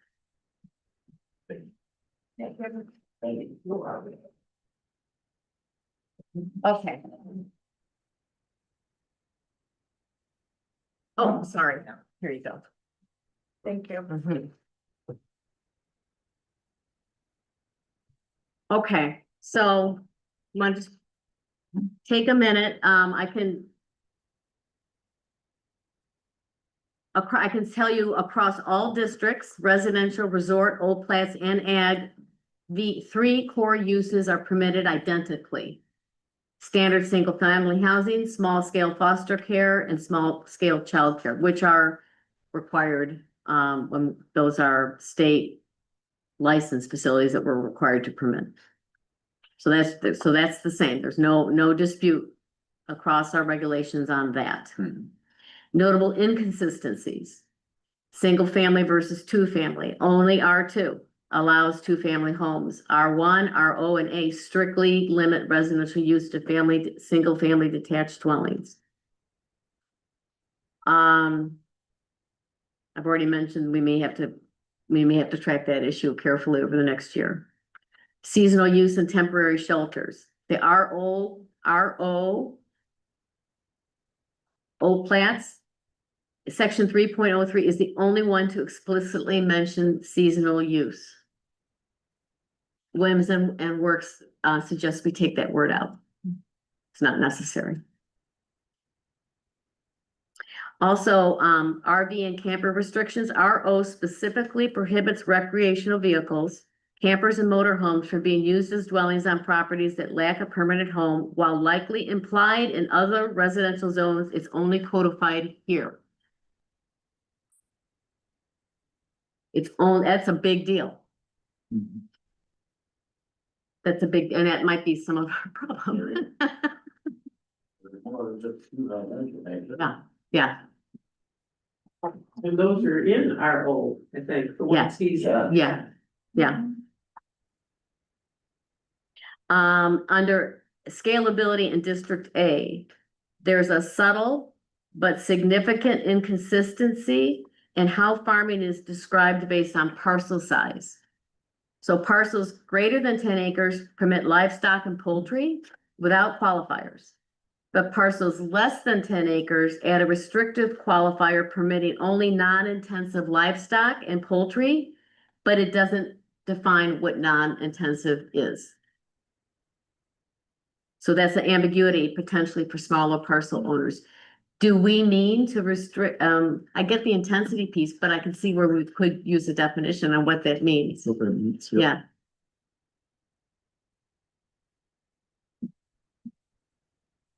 And then finally, under commercial activities, the farmers markets in districts A allow farmers markets and roadside stands subject to GAMP. But there's no equivalent allowance for a home-based business, roadside produce sales, or small-scale markets in R1, R2, or RO, even if these lots have garden plots. Do we mean to do that? Doesn't it take a special use permit? It's not a permitted use, it's a special use. Home-based business. I'll check in a minute when we get to special use. There's no equivalent allowance is what the analysis for home-based businesses to allow roadside stands. Did we intend to in ag, for example, did we intend to not allow people in ag that have homes on less than 10 acres not to have a roadside stand if they have a big old garden? They want to sell squash, do we care? We don't have to answer it, but that's just something that's coming up. Just make sure you don't include children with lemonade stand. You don't want that? No, I wanna make sure they can. They can, okay, all right, I want them to be affected by any of this. there you go. They need to learn. So here we have another chart. So, which might be helpful, and I can get this out to you ahead of time. Actually, you did, we get a summary of all of the districts, single family, two family, but it just kind of helps. Keep track of the issues. So you can see here. At a glance, we don't have to take such careful notes because we actually have charts up here that point some of this stuff out.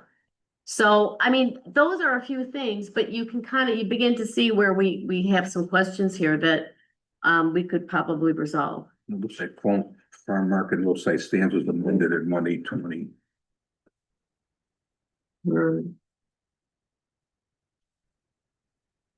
Yeah. For under 10, must be in conformance with the GAMP. If you can, yeah. And that didn't just happen. No, that didn't just happen. Okay. So that just leaves us with, special uses and accessory uses.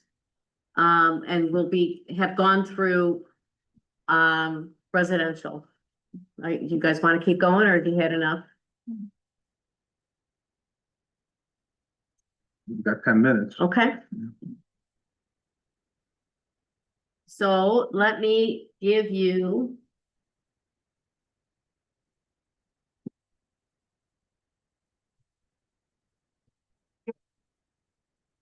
Special uses. Before we move on, can I just ask a question here? So for that, going back to principal permit use. So single family state license, residential foster care and child centers. There's nothing about transient lodging, commercial lodging, transient lodging, no hotels, nothing like that, right? That's Do I understand it correctly? you've got the language in front of you of the ordinance. So do I understand correctly? Yes. What is your question? There's nothing about transient lodging, hotels or short-term. What you see is what you get. Thank you. Yeah. Sure.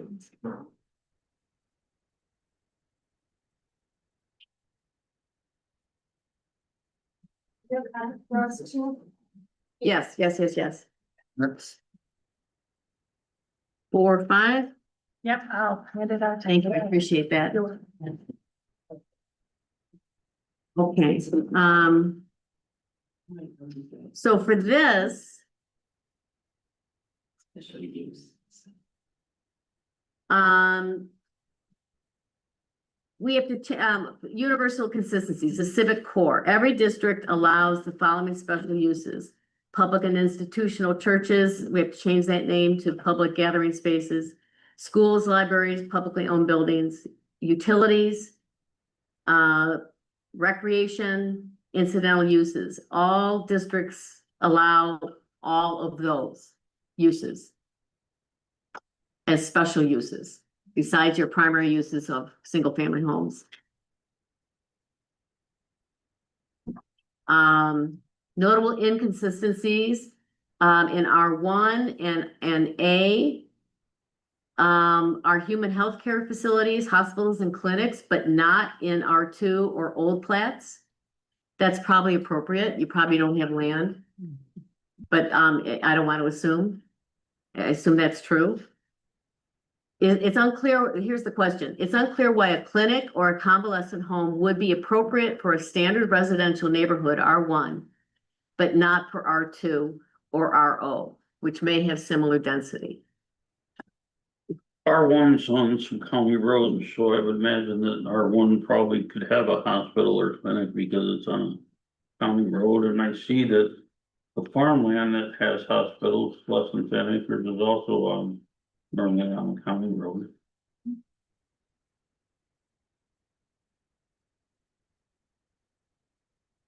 So that's probably why you're seeing that. Our growth is gonna be down County Road 388. Our future is looking at 388 as being the business area of the township. We have adult foster care homes in ag, don't we? On County Road 384, right? County road, yeah. We have one on the corner of 51st and a half and 8th Avenue. Yeah, and they are permitted in ag and resident and R1 and ag, but not R2 and O plats. Okay, so just keep going. Social and fraternity operations, R1 and District A allow them, but they're excluded from R2 and RO. And the question is, why would country clubs and lodges, fraternal lodges be excluded from resort? It's kind of counterintuitive, as these uses are often compatible with resort style living.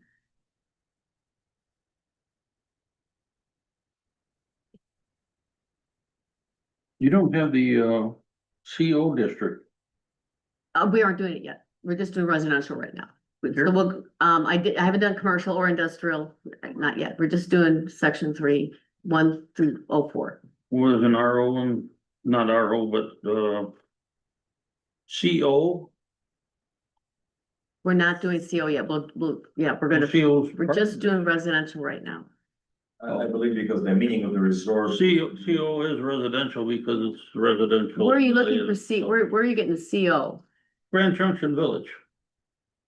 Just CO. CO, what does that stand for? Commercial overlay. Oh, okay, Commercial. okay, all right, yeah, we'll talk about those. We just haven't yet. We're doing residential right now. There may be residential and commercial, but right now we're working with Well, our, they have these same rules. okay, so I should have included them, Well, school even. okay. And the only place for bed and breakfast is in ag for the special use. Mm-hmm. We already talked about multifamily. Does that make sense? There's no special use pathway for apartments or multifamily housing in ag? I don't know, 21st century, I don't know.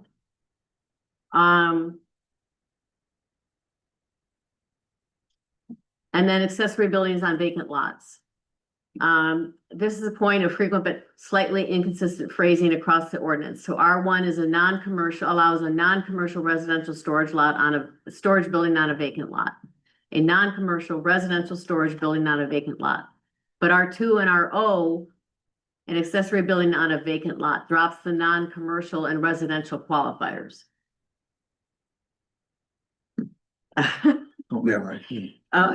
District A, an accessory building is on a lot adjoining the principal residence. The inconsistency is that District A is more restrictive here. You cannot have a storage building on a random lot unless it's next door to your house.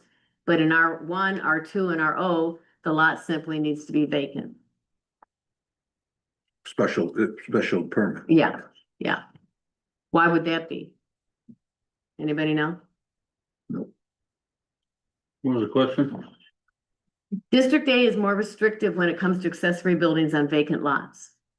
You cannot have a storage building on a random vacant lot in District A unless it's next door to your house, like 100 feet, I think. Whereas in R1, R2, and RO, where the lots are smaller, the lot simply needs to be vacant. Do we know why that's true? I've got a question on that one. There's a gentleman in my neighborhood who lives on one side of the road. He owns property on the opposite side. His house is on one side, and he wants to put a small building on the other side, a storage building, and he's been refused permission to do so. I don't know why. I mean, it could be setback. I have to get a special issue permit and then go through all that, to go through that. Yeah, Yeah, this could be done, but. You know, your neighbor's gotta be, yeah, The last few years, right? Because before, what it used to be is you could have an accessory building and a vacant lot, but it had to be within 200 feet of your home. 100 feet, but yes, uh-huh. Right. In And ag. they changed that. Now it can be probably anywhere in the township, right? No, no, this is they are. the current ordinance, no. That's what the gap analysis is pointing out specifically. Why do we allow a vacant lot a vacant lot in residential to get a special use accessory building? But in ag, unless it's a farm building, you know, you can't, it has to be 100 feet from your principal residence. It's hard to know sometimes how these things happen. That's why we're looking at it. Yeah. Just seems kind of counterintuitive. That's the point.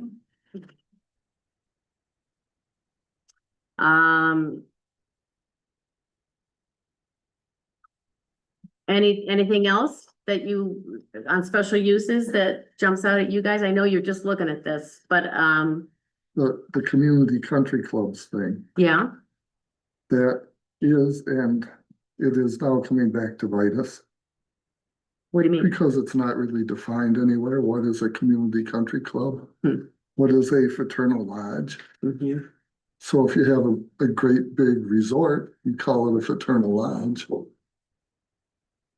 Maybe you can't use the word Or fraternal. social organization. That's what we get. We've got some guidance from Williams and Works on that in terms of the words to use. So we don't run into a buzzsaw on court decisions that don't want you to use certain language. So, Yeah. like that.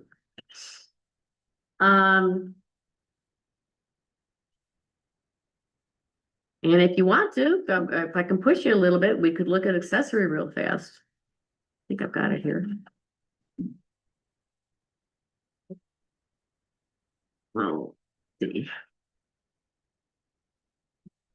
Here they are. Oh, I think I need to get moving. Are you I do done? too. Okay. Falling asleep, are you? Want to go on overtime. I appreciate you guys hanging in there. I know it's not easy. But if you, you know, the analysis that I'm reading from, I can send to you if you want to read them. But for now, I'm just giving you the exact ordinance language, but if you would like, I can send you the gap You, analysis. you still have stuff on your agenda to finish up. I was saying something. Can I just finish? I'm looking for some direction. Question. I gotta make a phone call. Okay. Yeah. Change to do. May I just quickly add, Yeah. answer your question, because you're asking about why something was not allowed in a residential resort. It's probably because when the ordinance was written, word resort was referring to something completely different. To like seasonal cottages, second homes, vacation cabins, not to a resort like you mean today. So it was something different, and you cannot just apply this to what is it today. There were a lot of activities under residential resort and they had been removed back in the, the eighties or something. So it was there was a whole list of things that were allowed, but are no longer because they were removed. I agree that the residential resorts are all, does need to be changed. It's, That is a legal loophole for these people that are in kind of trailers, Not, it's not. in a resort. No, I'll tell you why. Let me find it. Go ahead. okay, all right. A couple of court cases on that. Okay, we have a zoning report. We'll pick this up next time with, accessory uses. And, the only other thing on here is a zoning administrative report. I know that Ken passed out an ex officio report. I haven't read it. We just got it. He might want to read it. I don't know. I don't know, but that's it on our agenda. Am I missing something? Oh, that we went into that. Okay, but that's what the pole barn, What's that? that ex officio, thing with the Holly Boom Barn. Oh, okay. Where's his report? Do we want to look at that for a minute? So it's paper over. Anybody have Ken's ex officio Yeah, report? we can- Thank you. Did you look at it? I did, yeah. Yes. Was that supposed to be in the packet and you just got it? I just got it. Yeah. He might want to read it out loud. I don't know. It's kind of long to be read out loud, but whatever he wants to do. He may not be coming back. Yeah, He may not. Do No, you may not. you want to read it? Oh, no. I've read it.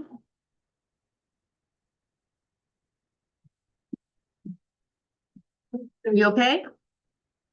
Yeah, take your pills. Okay. Do you want to read your ex officio report out loud? That's the last thing on our agenda. Okay, then we're done, unless you had something else in mind. We've gone through the agenda. Did you have something else you wanted to say? No, Okay, great.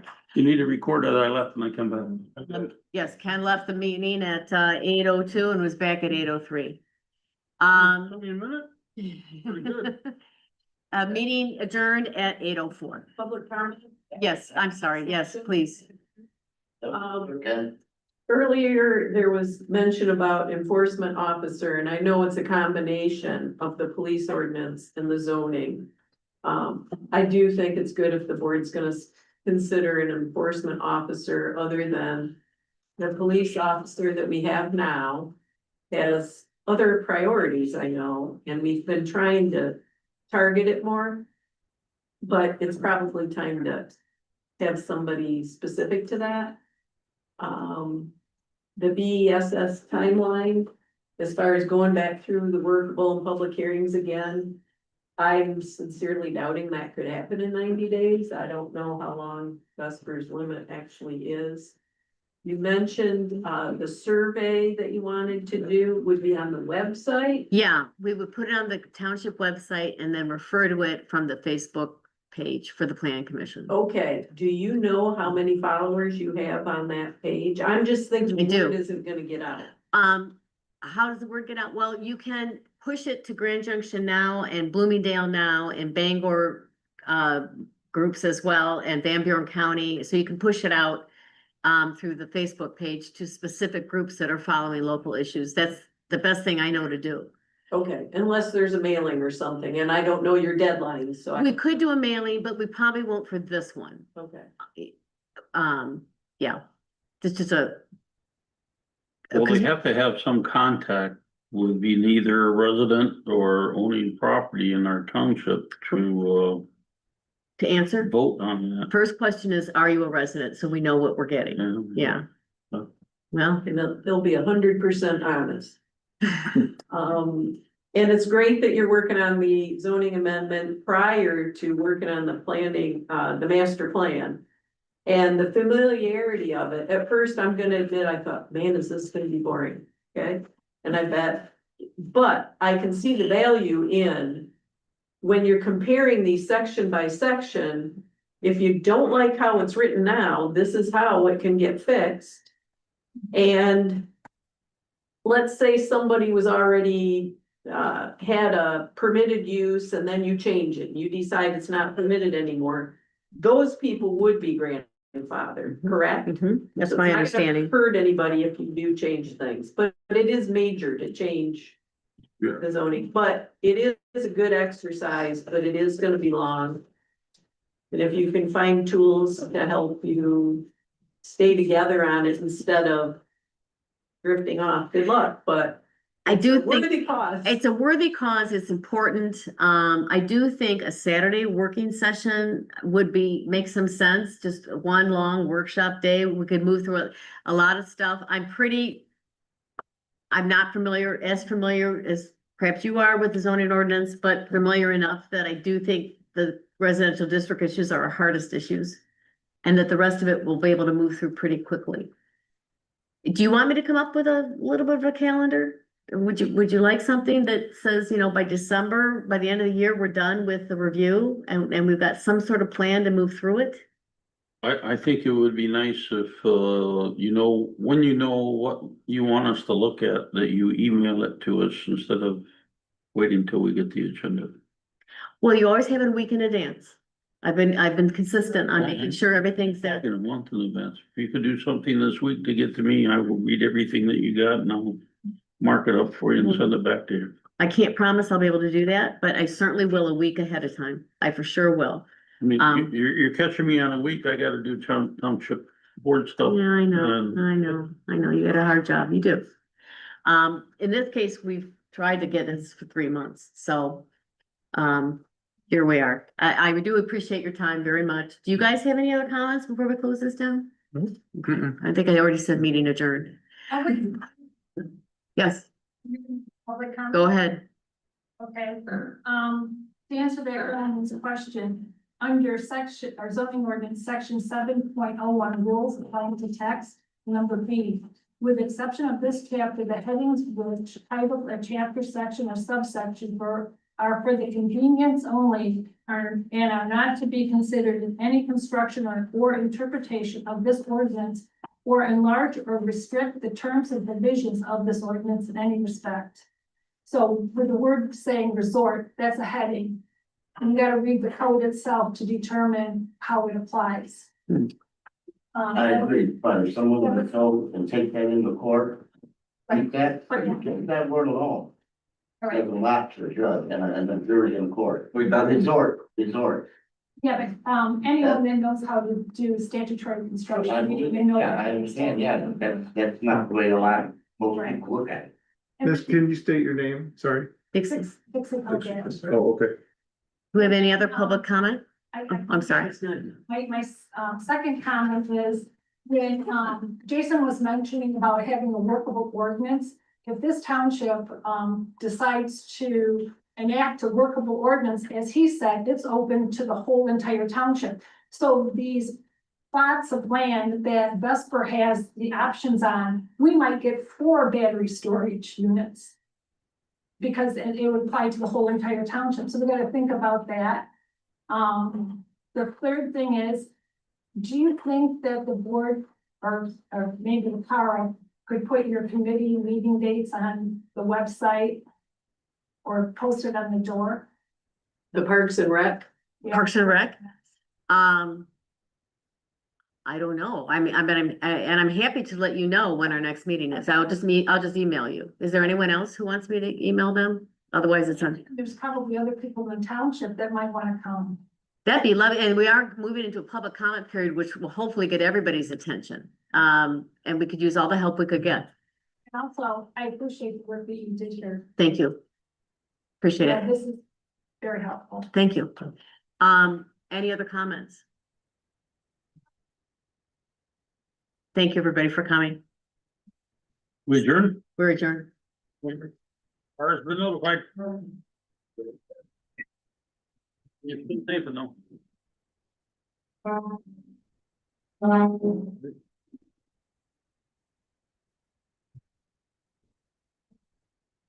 Okay. Next door. Yeah, right. A little bit of a lag. Yeah, I almost never sit still for 2 hours. Not at home. Up. All right. Kate, that was an extra copy. Okay, thanks so much. So I don't have enough paper, right?